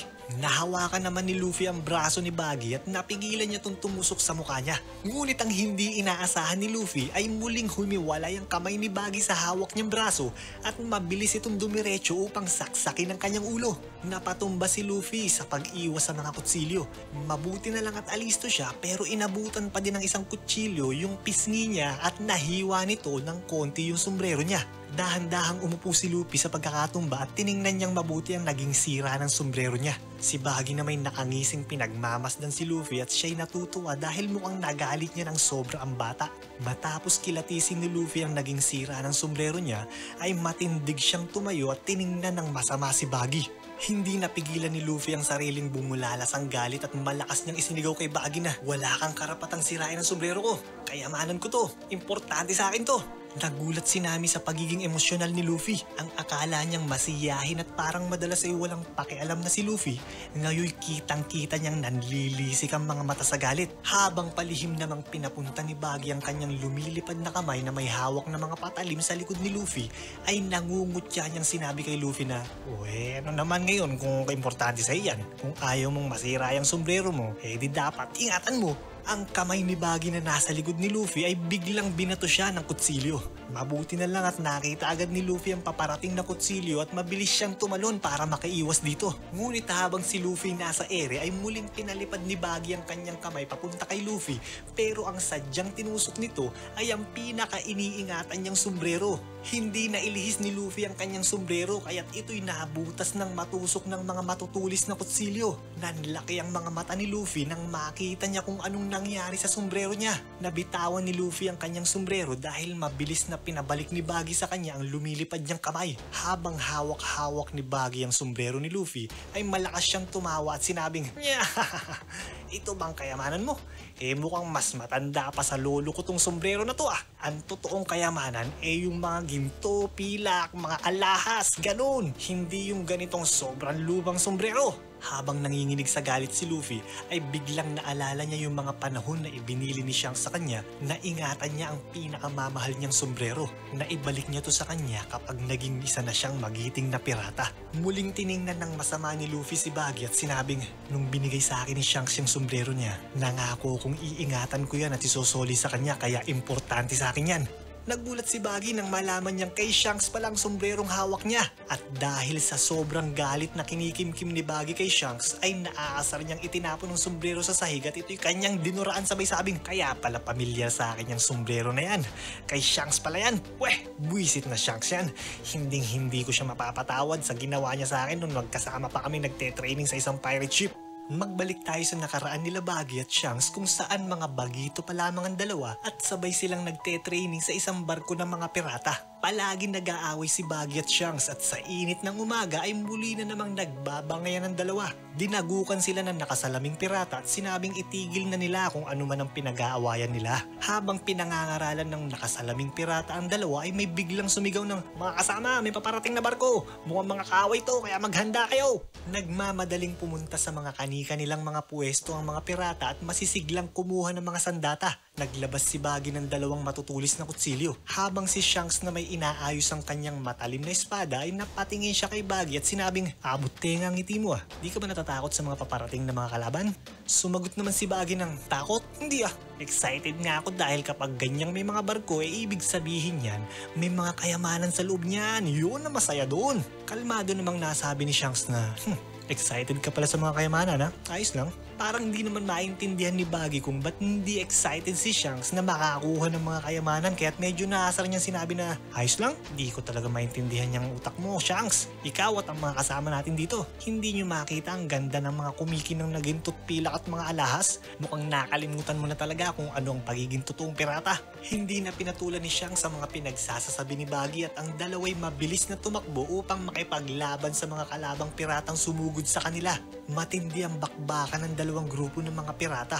Ngunit sa gitna ng pakikipaglaban ay may nakita si Bagyng malaking papel na nalaglag ng isang piratang kalaban niya. Pinulot ni Baggy ang papel at laking gulat niya nang ito'y buklatin niya. Treasure map pala ang napulot niya. Hindi mapigilan ni Baggy ang saya habang pinagmamasdan niya ang kauna-unahan treasure map na napasa kamay niya. Umandar ang imahinasyon ni Baggy at tuwang-tuwa siya sa posibilidad na ito na ang magpapayaman sa kanya.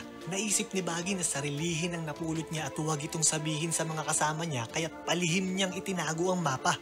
Makalipas ang nakakapagod na labanan ay nagbunyi ang grupo nila Baggy at Shanks sa kanilang pagkapanalo. Sa kalagitnaan ng gabi, habang nagpa-party ay pinuntahan ni Shanks si Baggy sa kanyang kwarto at sinabing, "Oy Baggy, anong ginagawa mo dyan? Ba't nagsosolo ka? Tara sa labas, mag-inuman tayo doon. Tsaka tingnan mo yung kakaibang kayamanang nakuha ng grupo natin sa mga kalaban kanina." Lumabas ang dalawa at masayang tumambay sa gilid ng barko. Habang nakaupo ay tumingin si Baggy kay Shanks at sinabing, "Sa tingin ko, balang araw alis din tayo sa barkong to, no?" Nakangiting sumagot naman si Shanks ng, "Oo nga, balang araw bubuo ko ng sarili kong pirate crew at lilibutin namin ang buong mundo. Tapos inuman palagi. Tapos gagawin namin kung anong mga gusto namin gawin. Sa tingin ko, yun ang pagiging totoong pirata. Yung walang nagdidikta sa'yo ng gagawin mo, yung ikaw ang pipili ng daang tatahakin mo." Natawa naman si Baggy sa mga sinasabi ni Shanks. Nakangising sinabi ni Baggy na, "Mukhang lasing ka na yata, Shanks. Alam mo, kundi lang sa pagiging malambot mo aayain kitang maging parte ng gagawin kong grupo kapag umalis na ako dito. Magaling kang makipaglaban, Shanks, aminin ko yon. Minsan lang talaga nakakainis siyang pagiging malamya at sobrang kalmado mo eh." Napangiti lang naman si Shanks sa sinabi ni Baggy. Matapos lumagok ng alak ni Shanks ay sinabi niyang sobrang magkaiba sila ng pag-iisip at pag-uugali kaya hindi sila pwede maging magkasama. Natawa naman si Baggy at sumang-ayon siya sa sinabi ni Shanks at pahamon niyang sinabi na, "Tama ka dyan, Shanks. Magkaiba nga talaga tayo. Kaya kapag may sarili-sarili na tayong grupo at nagkita tayong muli sa gitna ng karagatan sa tingin ko hindi ko mapipigilan ang sarili kong kalabanin ka." Nakangiting sinabi naman ni Shanks na, "Mukhang ako din. Mukhang parte na talaga ng pagiging pirata ang makipaglaban kaya good luck na lang sa atin."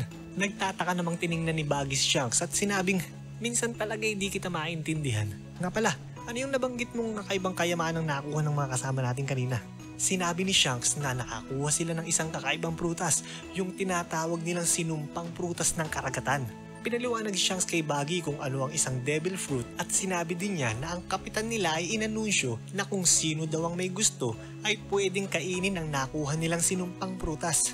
Natawa naman si Baggy sa narinig at nasabing, "Sino naman tangang kakain nun at gustong mawala ang kakayanan niyang maglangoy? Ang dami kayang mga kayamanang nakalubog sa ilalim ng dagat. Di hindi na nila nakuha yun kapag kumain sila ng sinumpang prutas na yun." Napangiti si Baggy at naalala niya ang napulot niyang treasure map. Nakalagay kasi sa mapang napulot niya na makikita sa isang nakalubog na malaking barko ang limpak-limpak na kayamanang gustong-gusto niya.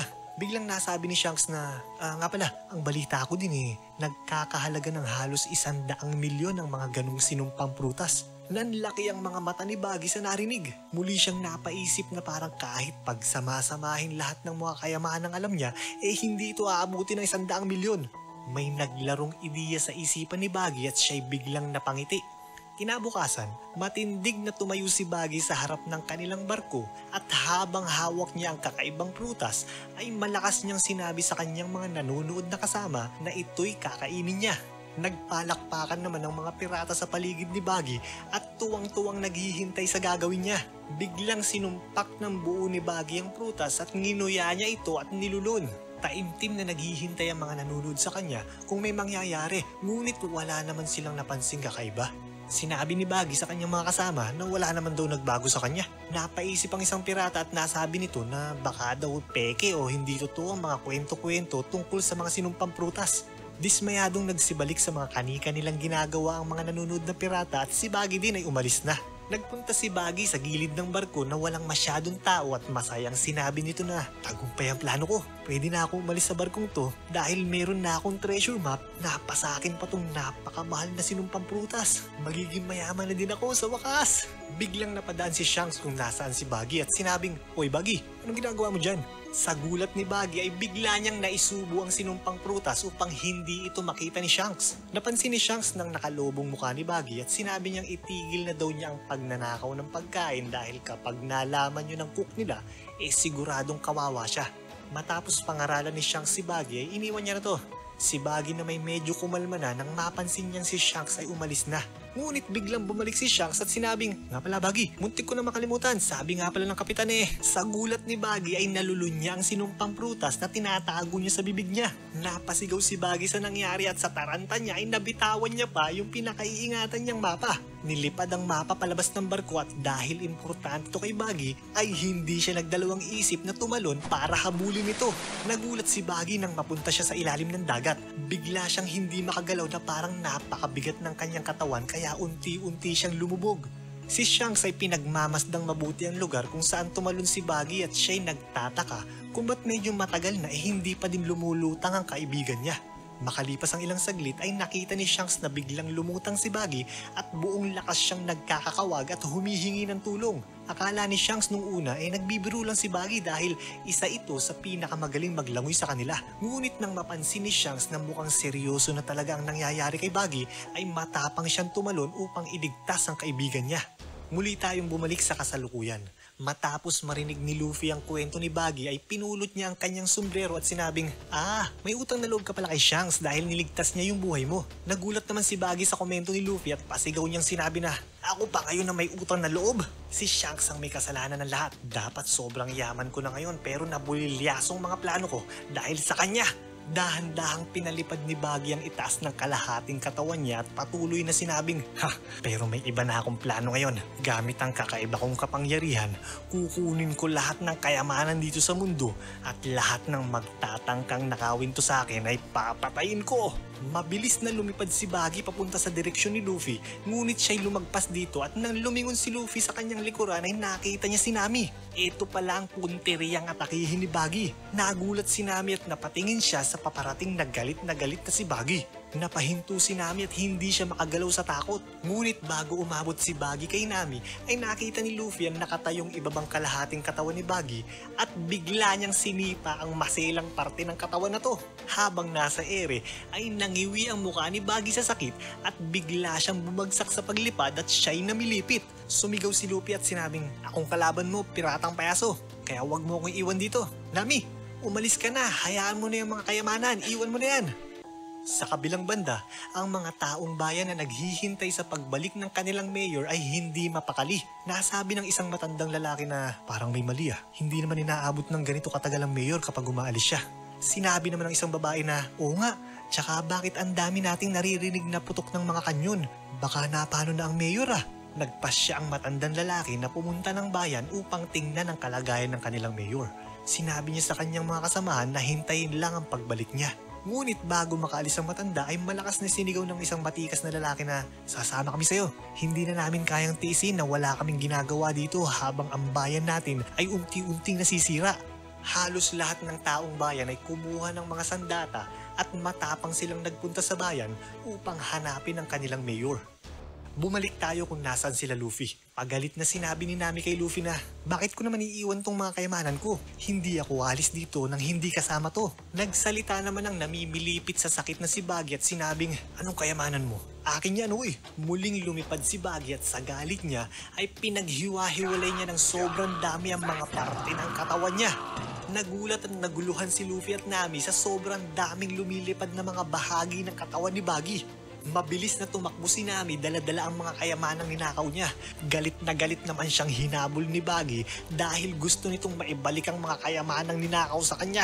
Sa dami ng mga lumilipad na parte ng katawan ni Baggy ay hindi malaman ni Luffy kung paanong atake ang gagawin niya. Ngunit nang mapatingin si Luffy sa ibaba ay nakita niya ang naglalakad na mga paa ni Baggy. May biglang naisip si Luffy at mabilis niyang dinakma ang isang paa ni Baggy. Naupo si Luffy sa sahig at tinanggal ang sapatos ng paang hawak niya. Biglang kiniliti ni Luffy ang talampakan ni Baggy. Napahinto si Baggy sa paghabol kay Nami at siya'y bumulalas ng tawa.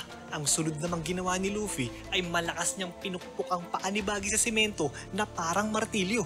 Matinding sakit ang naramdaman ni Baggy sa mga daliri niya sa paa. Tumingin si Baggy kay Luffy at pasigaw niyang sinabi na itigil nito ang ginagawa sa paa niya. Sinamantala naman ni Nami ang pagkakataon at habang nakatingin si Baggy kay Luffy ay malakas niyang hinampas si Baggy ng dala-dala niyang mabigat na sako ng mga kayamanan. Ngunit nakita ni Baggy ang gagawing paghampas sa kanya kaya't naharang niya ang sako gamit ang kanyang dalawang lumilipad na mga kamay. Napangiti si Baggy sa ginawa ni Nami. Mahigpit na hinawakan ni Baggy ang sako ng mga kayamanan at sinabing, "Uy, thank you at binalik mo tong mga kayamanan ko, Nami." Nagulat si Nami nang hilahin ni Baggy ang sako ngunit hindi pumayag si Nami na makuha to ni Baggy kaya't buong lakas na naghilahan ng dalawa. Mabilis na tumakbo si Luffy papunta kay Baggy at habang abala si Baggy sa pakikipaghilahan ay malakas na sinipa ni Luffy ang mukha niya. Sa bilis ng pag-atake ni Luffy ay hindi agad nakaiwas si Baggy kaya't halos mabasag ang panga niya sa ataking ginawa sa kanya. Sa lakas ng pagkakasipa ni Luffy ay tumurit ang ulo ni Baggy kasama ang sako ng mga kayamanan. Nasira ang sako kaya't kumalat sa daan ang mga ginto't pilak na mga laman nito. Kasama ng mga nakakalat na kayamanan ay ang ulo ni Baggy na mukhang suko na sa laban. Tumigil din sa paglipad at paggalaw ang mga hiwa-hiwalay na parte ng katawan ni Baggy na parang mga laro ang nawalan ng baterya. Tumingin si Nami kay Luffy at sinabing, "Luffy, salamat sa pagligtas mo sa akin ha." Sumagot naman si Luffy ng, "Wala yon. Teka, mukhang ayun yung mapa ng Grand Line no? Kukunin ko muna ha." Bago mapuntahan ni Luffy ang mapa ay biglang may tumawag sa kanya at sinabing, "Hoy batang goma, saan ka pupunta? Hindi pa tayo tapos." Napalingon at nagulat si Luffy nang makita niyang muling nakalutang sa ere ang ulo ng galit na si Baggy. Si Nami na may palihim na tumakbo at mukhang meron siyang naisip na magandang plano. Ang galit na si Baggy ay sumigaw ng malakas at inutusan niyang bumalik sa kanya lahat ng parte ng katawan niya. Ngunit nagulat si Baggy nang ang bumalik lang sa kanya ay ang tig-isang pares ng mga kamay at paa niya. Nagmuka tuloy siyang unanong payaso. Kaya pala hindi nakabalik ang ibang parte ng katawan ni Baggy ay mahigpit na tinali ang mga ito ni Nami. Nagulat si Baggy nang makita niya ang mga parte ng katawan niyang hindi makabalik sa kanya dahil sa ginawa ni Nami. Natawa naman si Luffy nang makita niya ang itsura ngayon ni Baggy. Sinabi niya kay Nami na, "Ayos yung ginawa mo, Nami ah. Ang galing mo talaga." Humarap si Luffy kay Baggy at nakangisi niyang sinabi na, "Uy, unanong pirata, tapusin na nga natin tong laban natin dahil nagugutom na ako eh. Huling atake ko na to sa'yo ha, kaya paalam na." Pinahaba ni Luffy papunta sa likod niya ang dalawa niyang braso para kumuha ng buwelo. Nanlaki ang mga mata ni Baggy nang makita niya ang gagawin sa kanya ni Luffy. Mabilis na pinabalik ni Luffy ang kanyang mga braso at buong lakas niyang itinulak si Baggy pataas. Sa lakas ng ginawa ni Luffy ay lumipad ng sobrang layo ang unanong Baggy. Napataas ang kamay ni Luffy sa saya at sinabi niyang sa wakas ay natapos din ang laban niya. Hinanap ni Luffy ang nalaglag na mapa ng Grand Line at ito'y kanyang kinuha. Sinami na may pinulot ang mga kumalat na ginto't pilak at muling inilagay ang mga to sa loob ng sako. Tuwang-tuwa si Luffy nang mahawakan niya ang mapa ng Grand Line. Tumingin siya kay Nami at sinabing, "Nami, heto na yung mapa oh. O paano? Payag ka na maging navigator namin?" Habang tuwang-tuwa si Nami sa dami ng kayamanang nakuha niya ay masaya siyang sumagot ng, "Sa ngayon sige, ako muna ang magiging navigator niyo. Mukhang mabilis akong yayaman kapag sumama ako sa inyo eh." Pinulot ni Luffy ang nalaglag niyang sombrero at malungkot niyang tiningnan ang mga sirang natamo nito. Nang makita ni Nami ang malungkot na mukha ni Luffy, ay bigla niyang naalala yung sobrang galit na Luffy nakita niya kanina. Mabilis namang nagbago ang mood ni Luffy at masaya niyang nasabi na, ayos pa to, kahit may mga hiwa at butas may susuot ko pa din naman to. Masayang sinuot ni Luffy ang sombrero at dali-dali niyang pinuntahan si Zoro. Ginising ni Luffy si Zoro at sinabi niyang tapos na ang laban. Sinabi din niyang nakuha na niya ang mapa ng Grand Line at meron na silang navigator. Pinilit tumayo ni Zoro ngunit nakaramdam siya ng pagkahilo kaya't nasabi niya kay Luffy na, mukhang di ko pa kayang maglakad Luffy, pasensya na. Habang nag-uusap ang dalawa ay biglang dumating ang mga taong bayan kung nasaan sila Luffy. Tinawag ng isang lalaki sila Luffy at sinabing, "Hoy, sino kayo? Mga dayuhan ba kayo?" Napatingin si Luffy sa nagtatanong at sumagot siya ng, oo, hindi kami taga dito. Sino naman kayo? Muling sumagot ang lalaki at sinabing, mga residente kami ng bayan na to. Kung hindi kayo taga dito, anong ginagawa nyo dito? Nakahinga ng maluwag si Nami nang malaman niyang residente pala ng bayan at hindi mga pirata ang dumating. Lumapit si Nami sa mga taong bayan upang ipaliwanag sa kanila kung ano ang mga nangyayari. Ngunit biglang may sumigaw na, mga kasama, ayun si Mayor oh! Mabilis na pinuntahan ng mga taong bayan ng kanilang mayor na nakahandusay at walang malay. Habang sinusubukan nilang gisingin ng mayor, ay pagalit na nasabi ng isang residente na, ano kayang nangyari kay Mayor? Siguro agagawan to ng mga piratang naghahasik ng lagim dito sa bayan natin. Sino kayang may gawa nito kay Mayor? Bigla namang sinabi ni Luffy sa mga taong bayan na, ay, pasensya na ha, akong may gawa niyan sa Mayor nyo. Inuntog ko yung ulo niya sa pader kanina kaya nawalan siya ng malay pero buhay pa yan. Nanlisik ang mga mata ng mga taong bayan at dahan-dahan nilang tiningnan ng masama si Luffy. Sinabi na may nagulat sa biglang pag-amin ni Luffy sa kanyang ginawa. Sa galit ng isang residente sa narinig ay tinutok niya ang kanyang sibat kila Luffy at pasigaw na sinabing, ang lakas ng loob niyong gawin to sa mayor namin ah. Magbabayad kayo sa ginawa niyo. Mga pirata siguro kayo kaya nagawa niyo to. Mawala kayong puso. Kinabahan at natakot si Nami sa mga pwedeng mangyari nang makita niya ang galit ng mga taong bayan sa kanila. Nag-isip na mabilis si Nami para humanap ng mga dahilan at nang maipaliwanag niya ng maayos sa mga taong bayan kung ano talaga ang sitwasyon. Ngunit bago makapagpaliwanag si Nami ay masiglang sinabi ni Luffy na, uy, tama kayo, mga pirata nga kami at ang babaeng ito ang bago naming miyembro. Pinagalitan naman ni Nami si Luffy sa kanyang walang prenong pagsasalita. Si Zoro na may humagakgak ng tawa sa pagiging matapat ni Luffy kahit na alam niyang pwede niya itong ikapahamak. Nang malaman ng mga taong bayan na mga pirata pala sila ay hindi nagatubiling sinugod ng mga ito ang tatlo. Mabilis na binuhat ni Luffy si Zoro at buwis buhay na tumakbo ang tatlo papalayo sa mga galit na tao. Habang tumatakbo'y sinabi ni Nami kay Luffy na, Luffy, kausapin na lang natin sila. Ipaliwanag natin kung ano talaga yung totoong nangyari nang hindi na sila magalit sa atin. Sumagot naman si Luffy ng, mukhang kahit anong sabihin natin sa kanila Nami hindi na nila tayo paniniwalaan. Pero sa tingin ko, mababait na mga tao yan. Isipin mo, handa nilang kalabanin ng mga pirata at ipagtanggol ang isa't isa. Yan ang mga ayos maging kasama. Biglang lumiko sila Luffy sa masikip na iskinita upang mailigaw ang mga humahabol sa kanila. Ngunit nakita pa din ng mga tao kung saan sila lumiko, kaya tuloy lang ang paghabol ng mga to. Pagliko ng mga tao sa iskinita ay bigla silang hinarang at pagalit na tinahulan ni Chuchu. Nagulat ang mga taong bayan nang makita nila si Chuchu at sila'y napahinto. Nang mapalingon sila Luffy sa mga humahabol sa kanila ay nakita nilang hindi na tumatakbo ang mga to dahil ayaw silang padaanin sa iskinita ni Chuchu. Napangiti si Luffy nang makita niyang tinutulungan sila ni Chuchung makatakas sa mga taong bayan.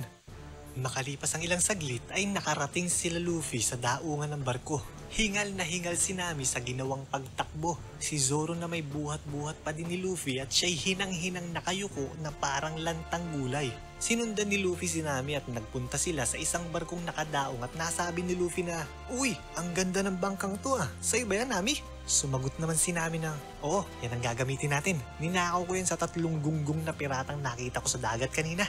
Biglang may lumabas na mga pirata sa bangkang ninakaw ni Nami at mayabang na sinabing, sa wakas dumating ka din, babaeng manloloko. Kanina ka pa namin hinihintay dito.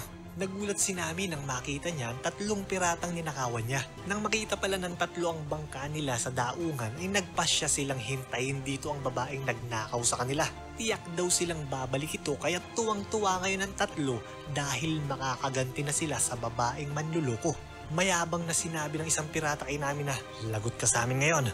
Siguro naman naaalala mo pa yung ginawa mo. Natanong naman ni Luffy si Nami kung kilala daw ba niya ang tatlong pirata. Si Nami na may napangiti lang sa tanong ni Luffy. Biglang lumapit ang isang pirata kay Luffy at sinabing, at nagsama ka pa ng mga kaibigan mo ha? Malas nyo, napasama kayo sa babaeng to. Hinawakan ng pirata sa buhok ang nakayukong ulo ni Zoro at dahan-dahan niyang itinaas ito sabay sabing, anong problema ng santo? May sakit ba to?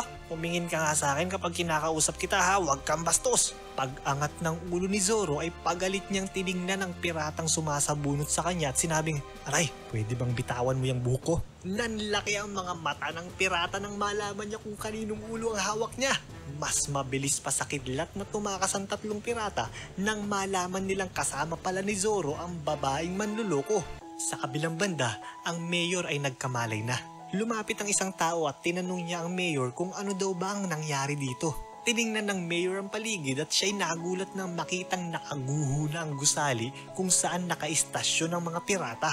Habang inaalala ng mayor ang mga nangyari bago siya mawalan ng malay, ay nasabi ng isang lalaki na, Mayor, kanina po may tatlong kaduda-dudang tao dito. 2 batang lalaki at isang babae po. Kaya lang natakasan po kami dahil hinarang kami ni Chuchu nung huhulihin na sana namin sila.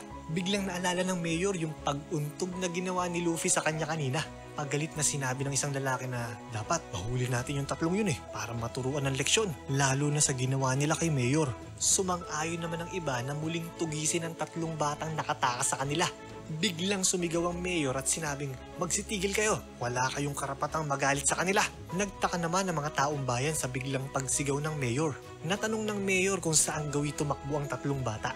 Sinabi nila na malamang daw ay sa daungan nagpunta ang tatlo at nagpaplano ng tumakas sa mga to. Buong lakas na tumayo ang mayor at isa-isa niyang tinanggal ang kanyang suot na mga baluti at mabilis na tumakbo papunta sa daungan ng barko. Matapos ihanda ang layag ay sumakay na ng bangka sila Luffy at dahan-dahang naglayag. Ang gamit na bangka ni Nami ay ang bangkang ninakaw niya sa tatlong baggy pirates. Si Luffy at Zoro na may nakasakay sa maliit na bangkang gamit nila nung umalis sila ng Shells Town. Ngunit bago makalayo sila Luffy ay may narinig silang sumigaw ng, mga bata, sandali lang, may sasabihin pa ako sa inyo. Pagkalingon nila Luffy ay nakita nila ang mayor na hingal na nakatayo sa dulo ng daungan. Habang hinahabol ng mayor ang kanyang hininga ay nasabi niya sa kanyang sarili na, handa na akong mamatay kanina nung sinugod ko yung mga baggy pirates. Malamang napatay na ako ng mga yun kung hindi lang ako pinigilan at tinulungan ng mga batang to.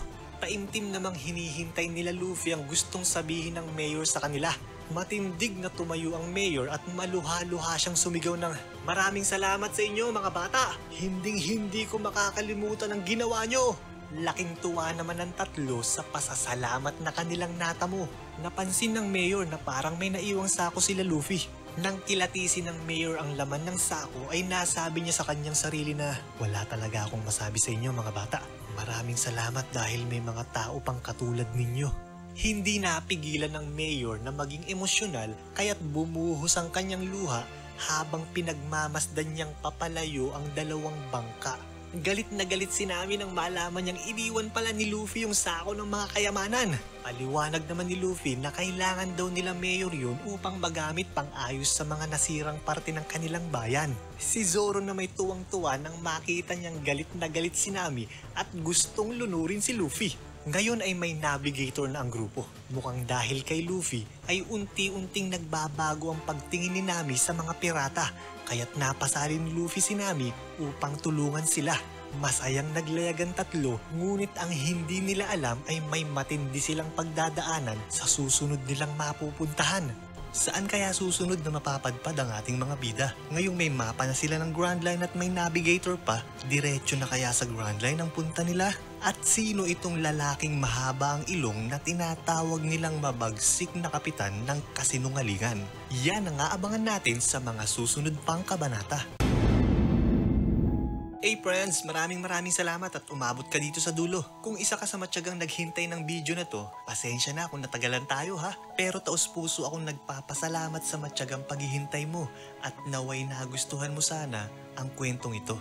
Para sa mga nag-subscribe at tumulong na paabutin na maging 1,000 ang subscriber count ng channel na to, maraming salamat po sa inyo.